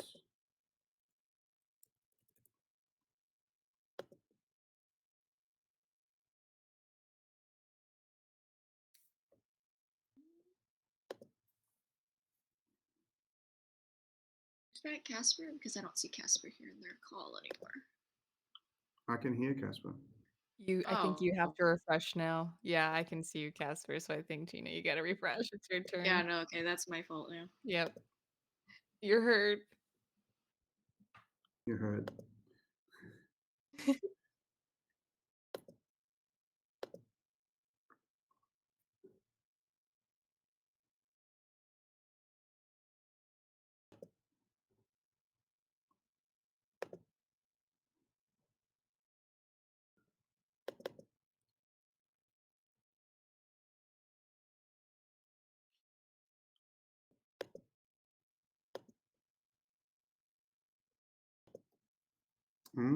Nice.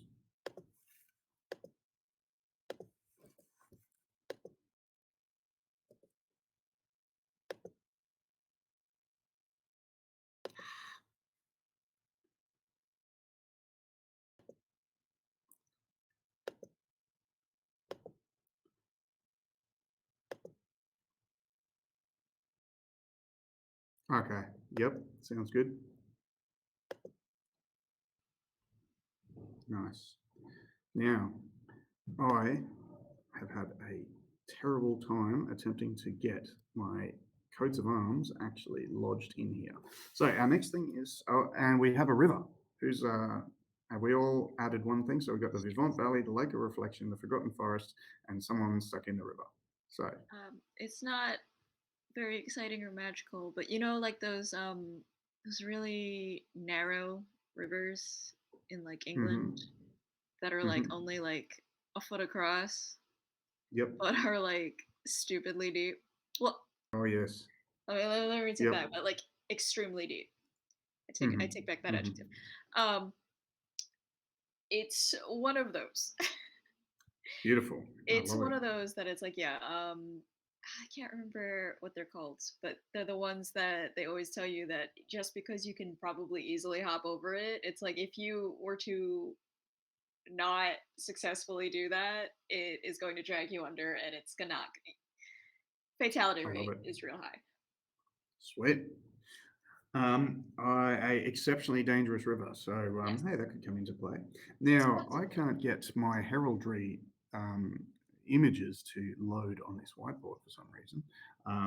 But I don't know. Can you guys? We can do it later. But I'll just draw up something very simple to indicate um, our three areas here. So, generally speaking, we're going to split Avalon into three main kingdoms, and they are each run by like a great house. So on this side now, but it's medieval times. There's no formalized borders or anything like that. So on this side, we've just got so here also so up on this side where the majority of the islands are, we're going to say that this is the land of Enifin, and I can't draw a rose to save my life, but her heraldry, oh, oh this is bad. We got three roses on a red background. That's so bad. And down over here in the Lake of Reflections. So you guys are in the top northeast side, if you see that with the islands and such. In the bottom left-hand corner over here, we're going to say that that is the heraldry of Bycourt the Betrayer, who killed the last High Queen, and his is a blue background with a black dagger. Do you see my dagger? It's so good. And finally, we have um, Black Dagger on a blue field, and yep, Astolat. So you guys are in Astolat in the top right-hand corner, and the islands. And Diranith is nope, that's not it. We have Cainlin, Liriu, and Strathclyde. Duracell's and a large colony in each of the counties. Yep, I did that wrong. I did do that wrong. Let me get rid of this. In the top right-hand corner. So Avalon here is split into 3 kingdoms. In the top right-hand corner is the Kingdom of Camelin. This is the Kingdom of the High Queen, and it is broken up into 3 sort of areas. So in this area, we have 3 big houses. In this, the one over here, we have. This is a round shield, and if you squint your eyes and believe and clap your hands, you might believe that this is a wolf.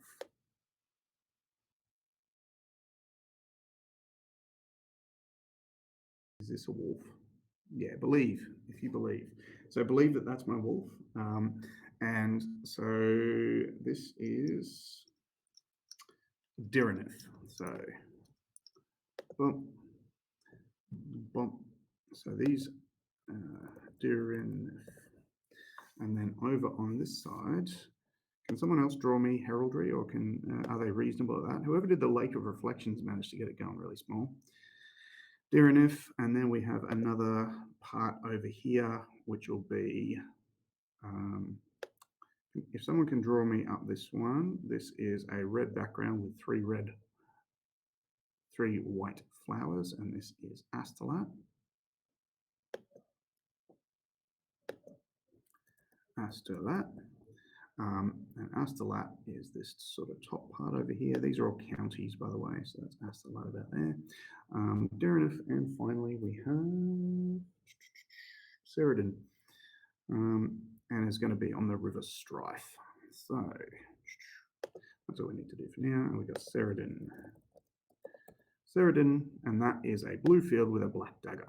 So can someone draw me up a blue field with a black dagger somewhere near that thing that says Astolat? That says Ceridan, I should say.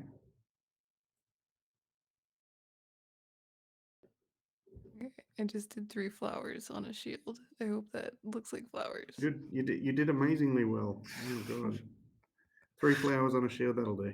That's our map. So these are traditional counties here. So Ceridan over in that way. There are 2 other kingdoms. So this kingdom over here is called Liriu, and this kingdom over here is called Strathclyde. You must sign into your Google account, but I don't want to. And this area over here is called. These are kingdoms. Strathclyde. And done. And we'll just shrink these names a bit. Okay. Now here's the real trick for you folks. What you do now. So Diranith, Astolat, and Ceridan are really big houses. So if you think of Game of Thrones, these are like the House Starks and that sort of stuff. Now we put in your heraldry where you live. So you're going to live somewhere closer to Astolat than you would to Diranith. Or Ceridan. But other than that, place yourselves anywhere in that top right-hand corner, including on the islands if you care to.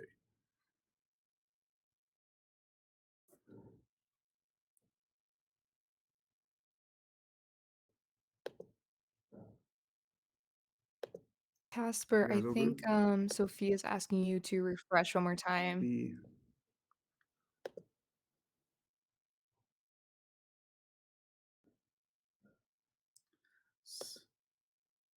How big are they?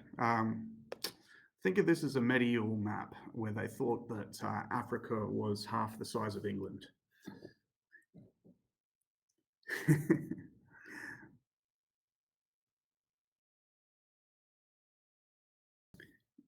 Is that? Who's? No.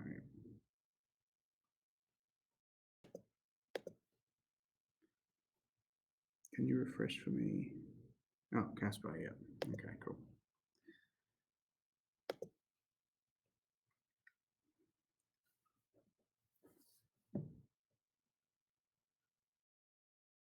Oh, sorry, I was just talking to myself. So yeah, if you stick your heraldry and you've got a fifth, you've got a and that's and that's your last name, by the way. We skipped that before, but everyone has a last name, and that is also the name of their land. Um, and if you roll me a d10, I can tell you what your land is, or you can just call it something else. So, but yeah, you draw your heraldry somewhere on that map.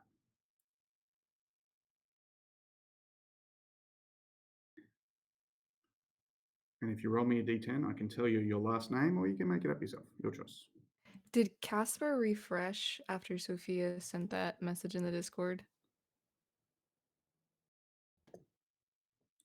Casper?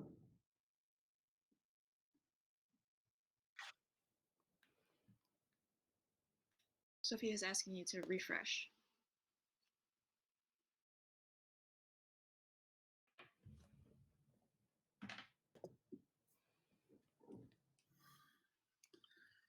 Okay, and I'll roll So, a d10. a d10. All right, I have a 9. 9. Your last name is Leoness. Okay, how are we gonna spell And it? it is also the name of your land. Okay, You are House Leoness. Leoness.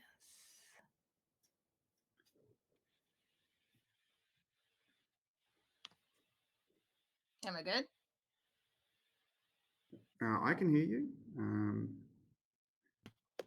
Sophia, how are we doing? Yep.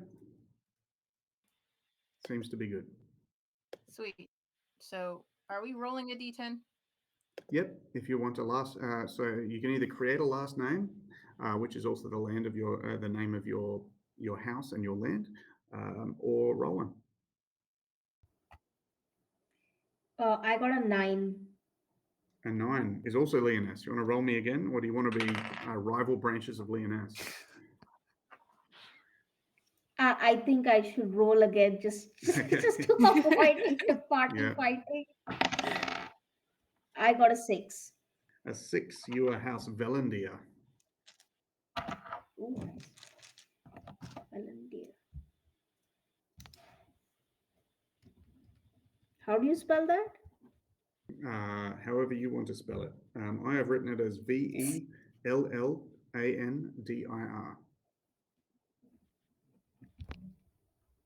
Yeah. I know my son looks like the poop emoji, but that's as good as it's getting, guys. So It please looks don't happy. make fun of it. Okay. It looks happy. All right. This So this does we've not got. have purple in it, so the Yeah, vibes are a little, but that's okay. It's representational. When I do it at the table, we all have coloring pencils and that sort of stuff. So now you guys know where you are and where your lands are. Can you tell me one interesting thing or just something about your lands? It could be like, we have some of we're well known for being foresters. Like the majority of my lands is employed in forestry in some way, or their fields, or my peasants are loyal to me, or my peasants aren't loyal to me, or just something interesting about your lands. Or there's one particular peasant who just refuses to actually admit me as their lord. Whatever you like. Sorry, my situation kind of like disappeared and came back. Can y'all hear me I now? can. Yeah. Yes. But you are out of Fantastic. sync. Your audio is wildly out of sync. Love that. Uh, I rolled a 5 for the last names thing. Iden. Your last name is Iden? Iden.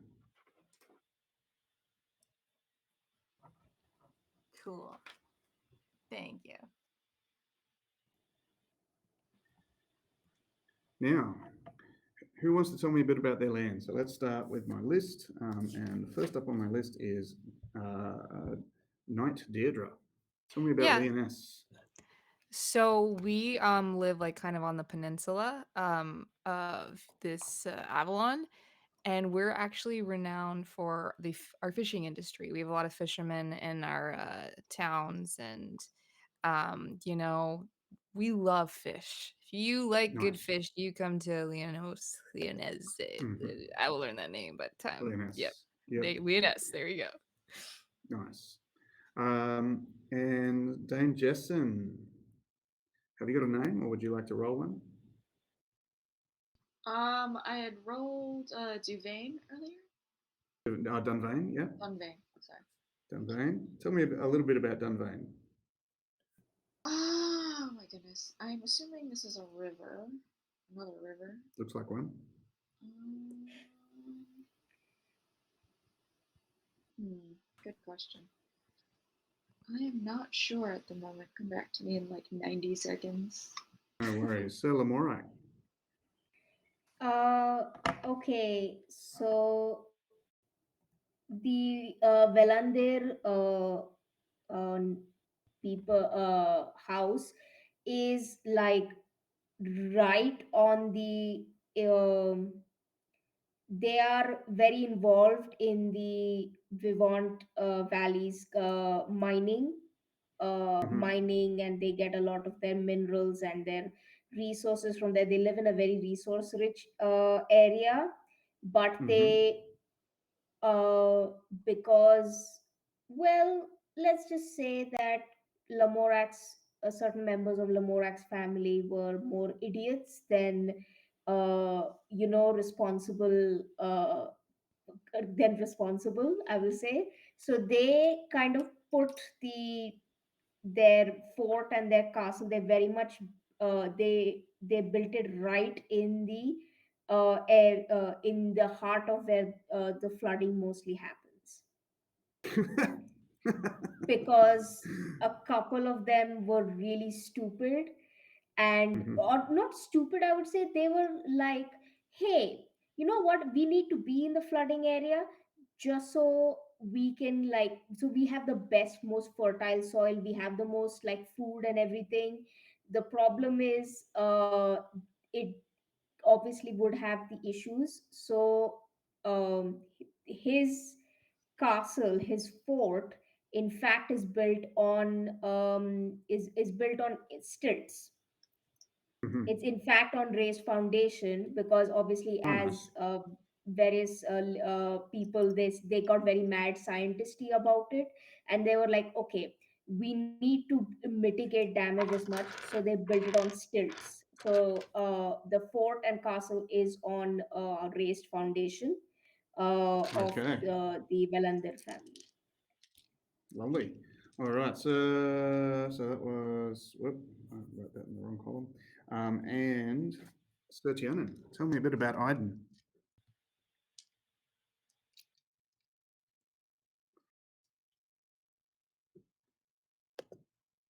Casper. Um, two people dropped out for Oh, me. I'm sorry. Can you hear me? Can y'all hear me? Yes, I can hear you. I can hear you.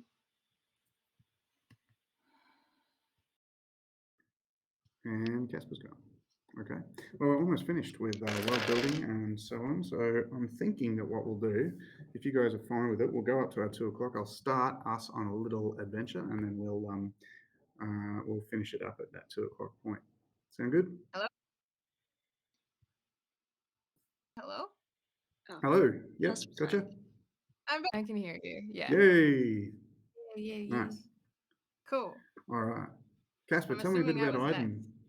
Okay. Yes. Iden, we are the people known for kind of conquering the Forgotten Forest. We like the people who go missing are the ones we end up like taking into our family. Mm-hmm. And like taking into our little cult, and that's how we recruit. Love it. So yeah, we're known as we're really good hunters. And since someone took fishing, and so I couldn't be on an island anymore, so we're really good hunters. And a lot of uh really durable wood comes out of the Forgotten Forest. So Nice. yeah. Sounds good. And just coming back to Dunvane. Can I say that, since we're doing a sort of romance thing, could I say that our castle is built across the river? Yeah, Very sounds like great. falling water. Our moisture content in You this have a place is terrible. you have a beautiful um, over river, Yep. um, probably an old Raymond toll house or something like that. Yep. Over river house. Probably has like a Um, gate that comes down over it. Mm-hmm. Mm-hmm. Sounds good. We are ready to rock, people. So we've got about half an hour left of our time. Are we all good to get started? Are there any questions before we get going? I'm good. I'm good.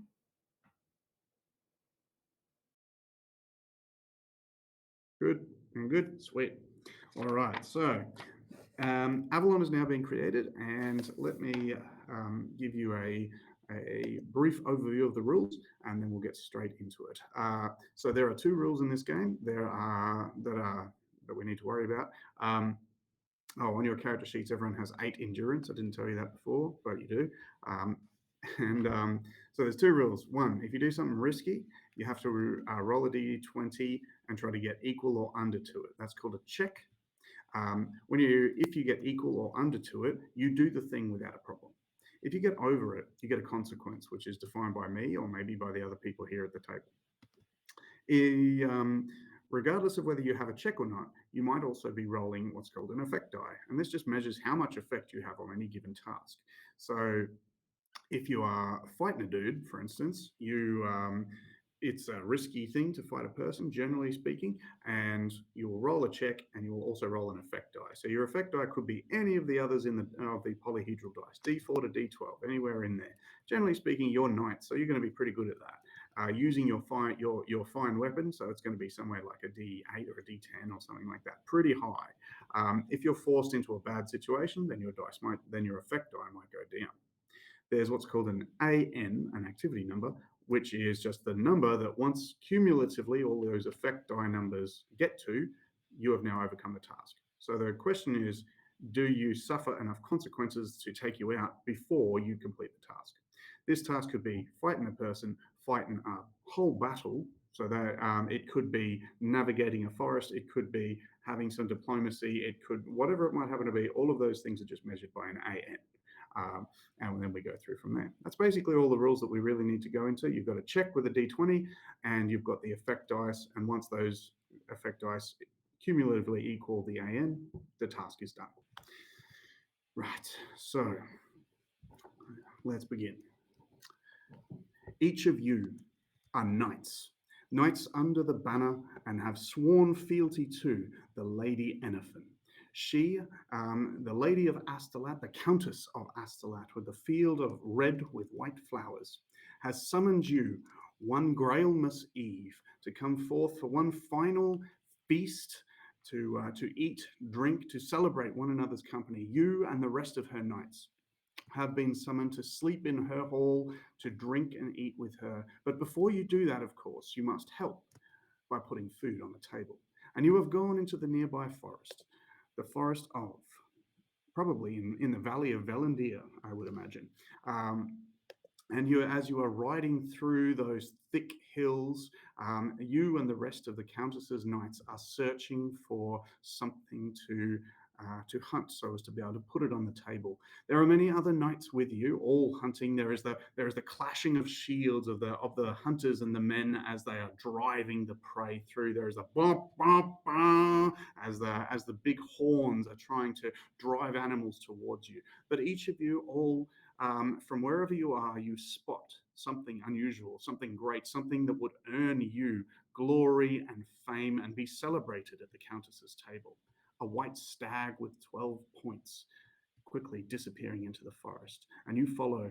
You follow for glory and for honor and for what you might achieve and how you might be recognized. And soon enough, you find yourselves searching, hunting through, riding hard through over hills, through branches passing over you, through the swampy ground, until all of you, though you had lost sight of each other, simultaneously enter an open copse.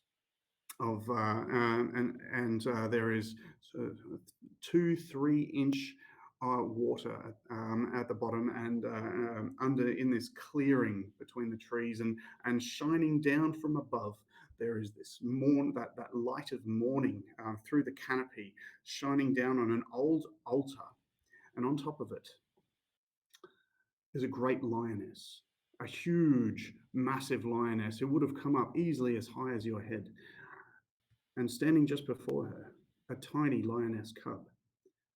And before them, a circle of dark wolves, half shadow and half real, circling and growling. The four of you have seen each other and see this sight.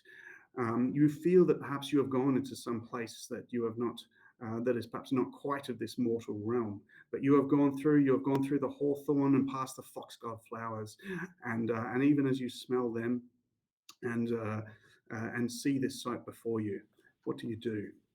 So, the four of you know each other. You are knights of this under the same lady. You have met each other, have done a bunch of stuff before, and you see a great lioness, a tiny lion cub, and a bunch of wolves, all attempting to get in on this. All attempting to get in on this lioness cub to apparently tear her apart. What do you do from here? I'm going to. So what happens in this is that you all tell me your intended action, and then we roll some dice to see how it goes, and then we all narrate what happens, and then we repeat that process. So the round order, there's no initiative or any of that sort of stuff. So it basically goes in from there. So let's start from. Why don't we go the other way around? So Tianan, why don't you go first? What is your intention here? To find the head wolf, I guess, and shoot it with an arrow. Mm-hmm. All right. Yeah, discourage anybody.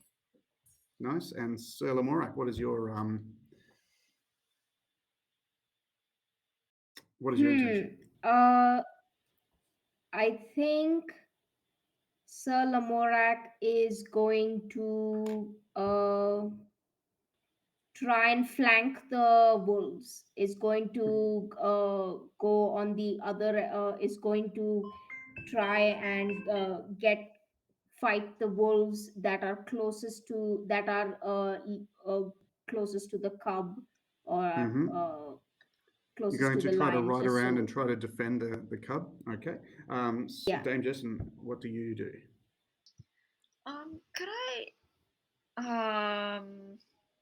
Could I also, I don't also want to say, not really flank around, but can I identify where I think, I'm trying to think of what's the word. Can I try and limit the exits they can go out of? Mhm. Try and so that if the wolves are attacked, they'll go in a specific direction? Yes, absolutely you can. You're going to try to herd them and Yes, move them. That that's the sounds word, like that's the something word. that sounds like something a strategist would do.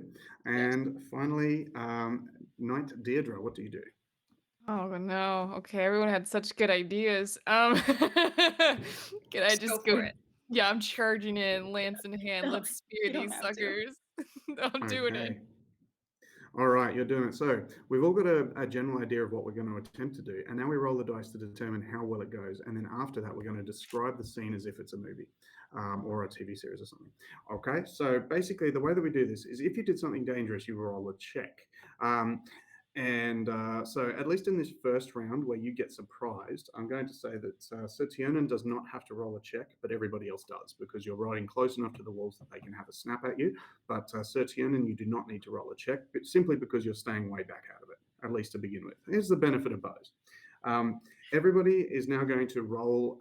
So you roll your check, and then, but you'll also roll your effect die at the same time. So Sir Tionan, you're a hunt. So normally bows will do something like a d6, but you're a hunter, so that will upgrade it to a d8. Does that make sense? Yep. Nice. So you roll a d8, and that's it for you. So Sir Lamorak, you were trying to particularly guard the lioness. So normally you'd be. Is there anything that you yourself would be particularly good at in terms of guarding? But what you will be doing is you'll be stopping them from actually eating or attacking the lion cub. Okay, So, but you'll still roll an effect die because you're a part of this combat. So normally I'll say it's a D6. Is there anything that you think that might add to that? Any of your backgrounds or Uh, anything like that? I don't know if background in this would particularly. Or I traits can or anything? say, I'm going to say that Lamorak maybe carries like um, maybe tends to carry like a certain metallic things around or just like something. Mm-hmm. So he's going to try and essentially first injure the wolves by just throwing stuff, by like throwing like Metal okay, shards or I metal. don't think, yeah, metal shards. I can't say shurikens because this is medieval world and shurikens Yeah. are a Japanese weapon. So but like generally just like metal shards Yeah. that would hurt them and they would and Okay. to Sounds like good. essentially establish dominance. Sounds good. D6. Okay. And Dame Jessen. So you were attempting to herd them so they might run away the best. So because that sounds like something a strategist would do, I'd take the D6. I'd go up to a D8. Is there anything else that might be particularly useful here from your background, from your traits, or anything, or your patron spirit, or any of those things? I'd say no.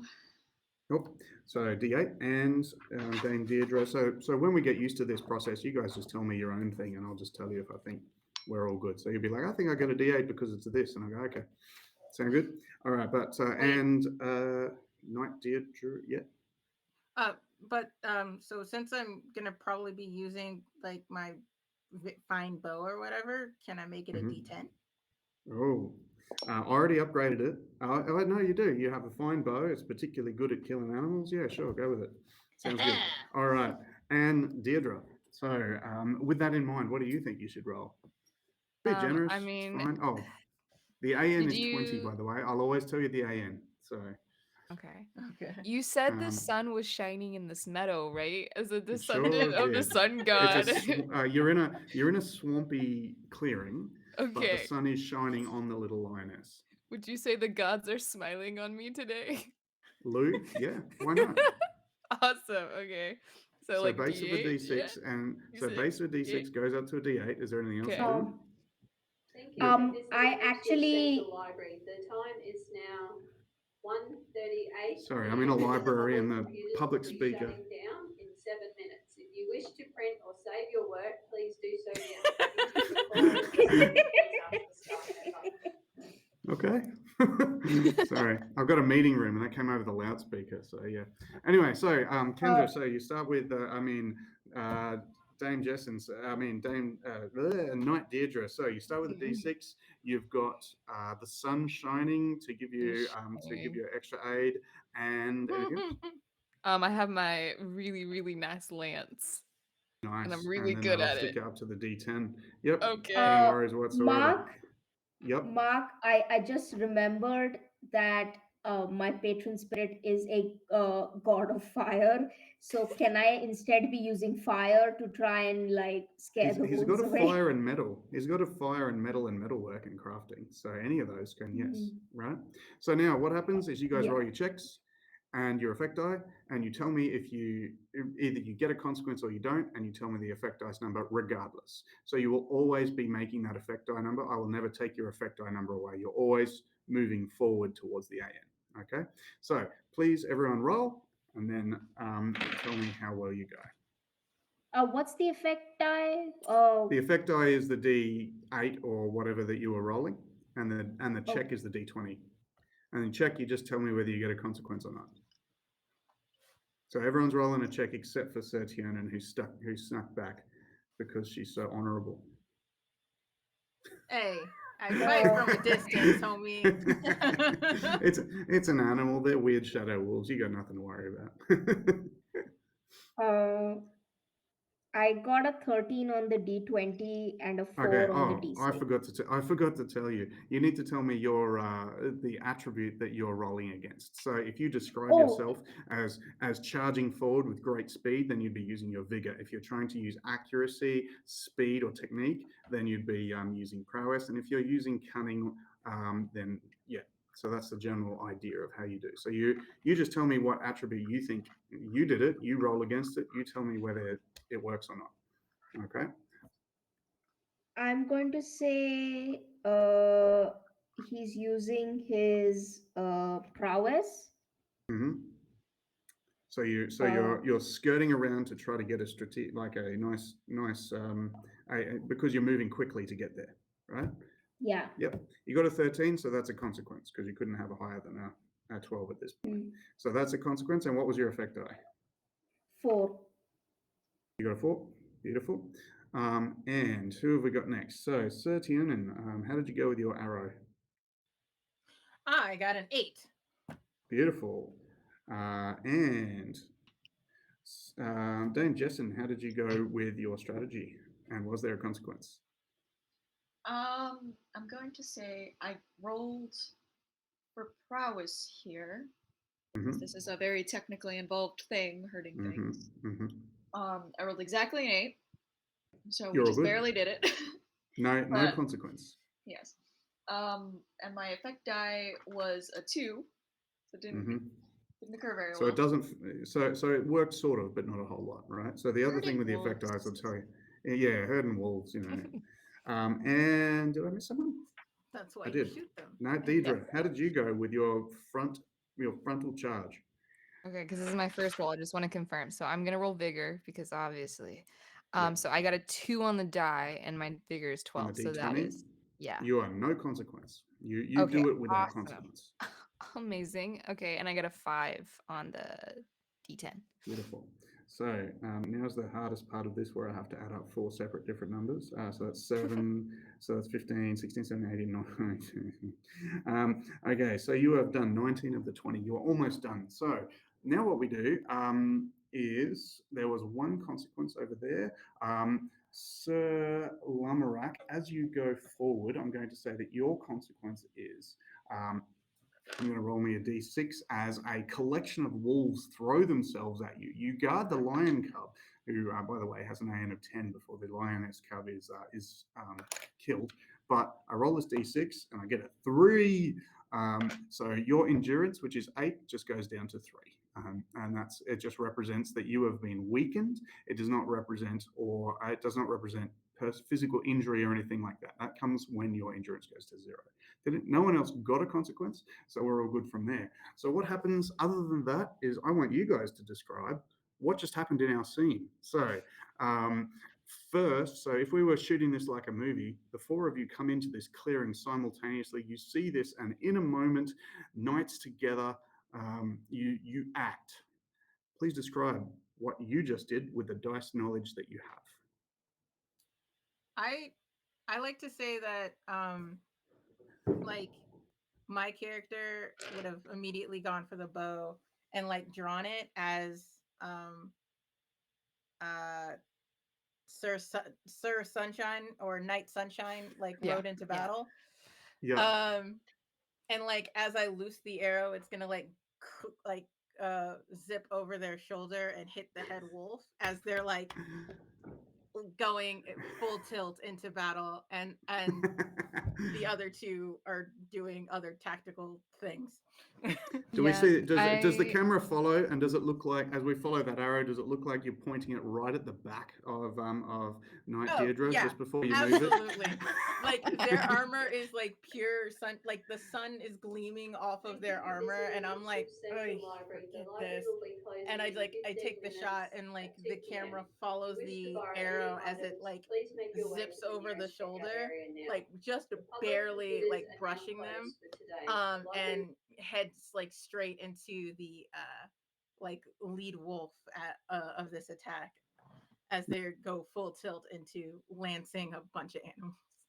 Yeah, that totally aligns with what I was envisioning of like everybody's strategizing, everybody's like, sussing out the situation. I see wolves, I run. No thought, head empty. Let's ride off. You're muted, Mark. You are muted, Mark. You're muted. We can't Mark, hear. you were muted. Sorry, my library was doing loudspeakers again. Okay. I think we're going to start with that charge as we watch the start of that. Kutuk, kutuk, as we see that that bright white, huge stallion with mad eyes begin. But then I think we're going to follow Dame Jessen for just a moment as we see your action. She is still on her. Well, she's gonna. I'd like to think that she's flanking around. Let's say to the left because we never Mhm. established orientations here. That's fine. To the left, but she, like I said before, herding wolves is not really Mhm. a wise thing to do. So I think she just manages to pull her horse that is still unnamed. maybe my horse is just unnamed. Maybe I just got this thing actually. It's just you. It's just you for now. Just manages to narrowly dodge out of any of the snapping wolves, and I'm going to say because we have a consequence, she accidentally Oh, drives. did you get it? No, you did. No, you no, get a no, no. consequence? Not her. The other one, Oh. drives toward by accident Oh. a remaining member of this party here. Oh, By you, accident. you That's how drove this those happened. wolves That's how right that into happened. Sir Lamorak's face. Yes. That's how Okay, that Sir happened. Lamorak. We're going to move over to Sir Lamorak, and then we're going to finish up with Dame Deirdre's charge. But Sir Lamorak, how do you folk? What do we look like on the camera as these wolves basically leap up, driven by Dame Jessen's sort of herding, mustering? A whole collection of them are leaping and snapping at you. So what happens there? How do you go from there? This Oh, okay, fantastic. Just in time. Okay, so Sir Lamorak is on his trusty horse, and he essentially takes out an empty flask that you usually tend to carry when you're on long trips, medieval sort of flask for water, empties out the water, and puts a bunch of igniting powder into Mhm. it and lights it on fire. He always carries ways to set stuff on fire. uh, and as he does that, he kind of bends down so that he makes sure that the angle of the fire only touches the wolves and not the horse, Mhm. and just blows enough into the flask, like full, Xena style, and like blows into it so that the fire like kind of shoots at the wolves, just as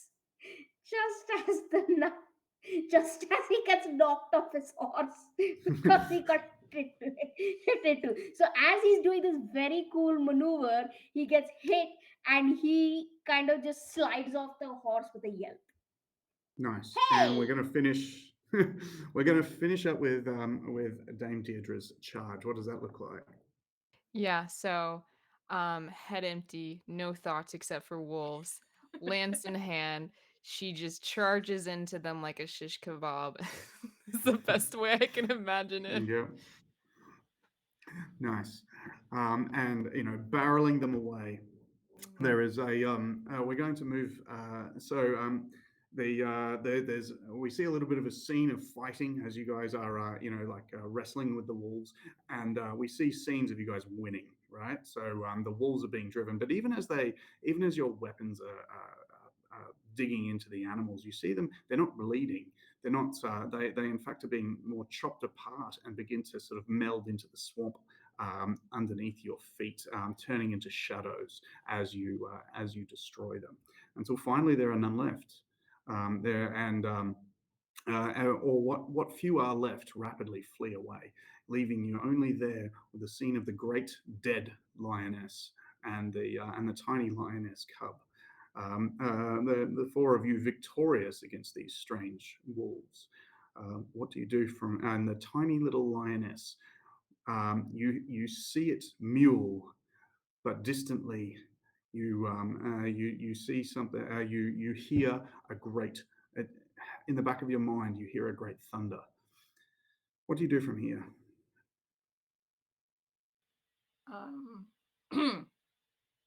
uh, I would like to ride up to the cub and like I don't know. I'm taking this thing home.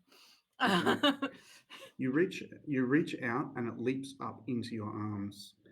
Every single one of you, I want you to add a trait to your character called Touched by the Lioness. This is a magical trait. You don't have to write that down. As it mews, it is as of a great roar. And for just a moment, what flashes in your mind is a memory. The memory of when you were knighted by the old, true High Queen who was betrayed by the now current King Bycourt.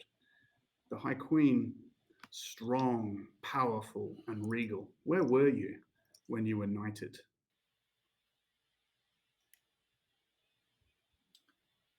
She holds your sword pointed at your throat. Where were you? I would say I was in the main court of the like it wasn't on my home Of turf Avalon? is basically what I'm Mm. saying. Mm-hmm. You're in the Um main court. yeah, I was in the main court because the High Queen would not be hanging out in Iden. Maybe she may have knighted you on a battlefield or somewhere else for some other service. yeah, I got knighted in the main court with like everyone Mhm. like everyone there. My cousins, Sever and Quinn, they were also there.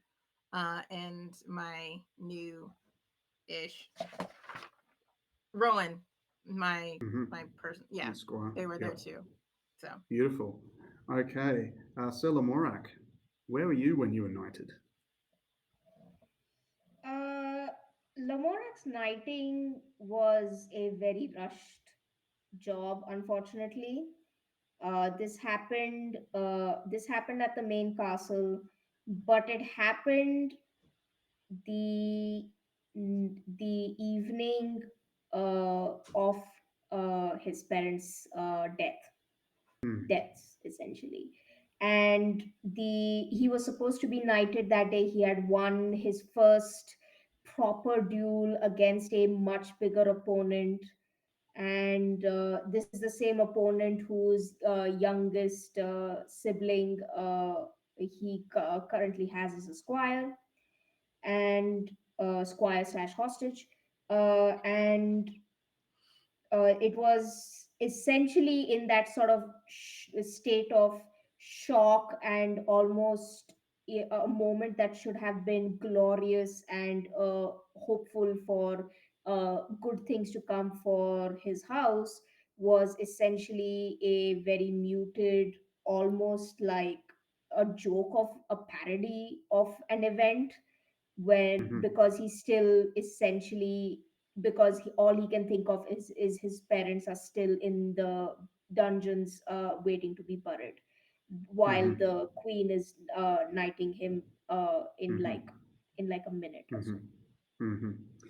Mhm. And Dame Jessen, where were you when you were knighted? I'd like to say that it was a battlefield knighting. Some minor skirmish thing. It's not really like an important um battle or anything, but I do want to say it was decently far from home, somewhere in the Vivant Valley. Mhm. So I'm gonna say is not a lot of pomp and circumstance being on a field, and Not on a field, no. But no. Um, what service did you do to the High Queen? So she would have been there in her full armor, covered yes. in blood, um, and knighted you. Why? Um, I would like to say this was not, like I said before, this is not like a huge like battle or political thing. I would like to say that perhaps we were waylaid by highway persons, Mm-hmm. and I had performed admirably on some. I'd like to say we were not necessarily traveling with like the whole regalia or anything. We were Mhm. just moving across, and Libraries.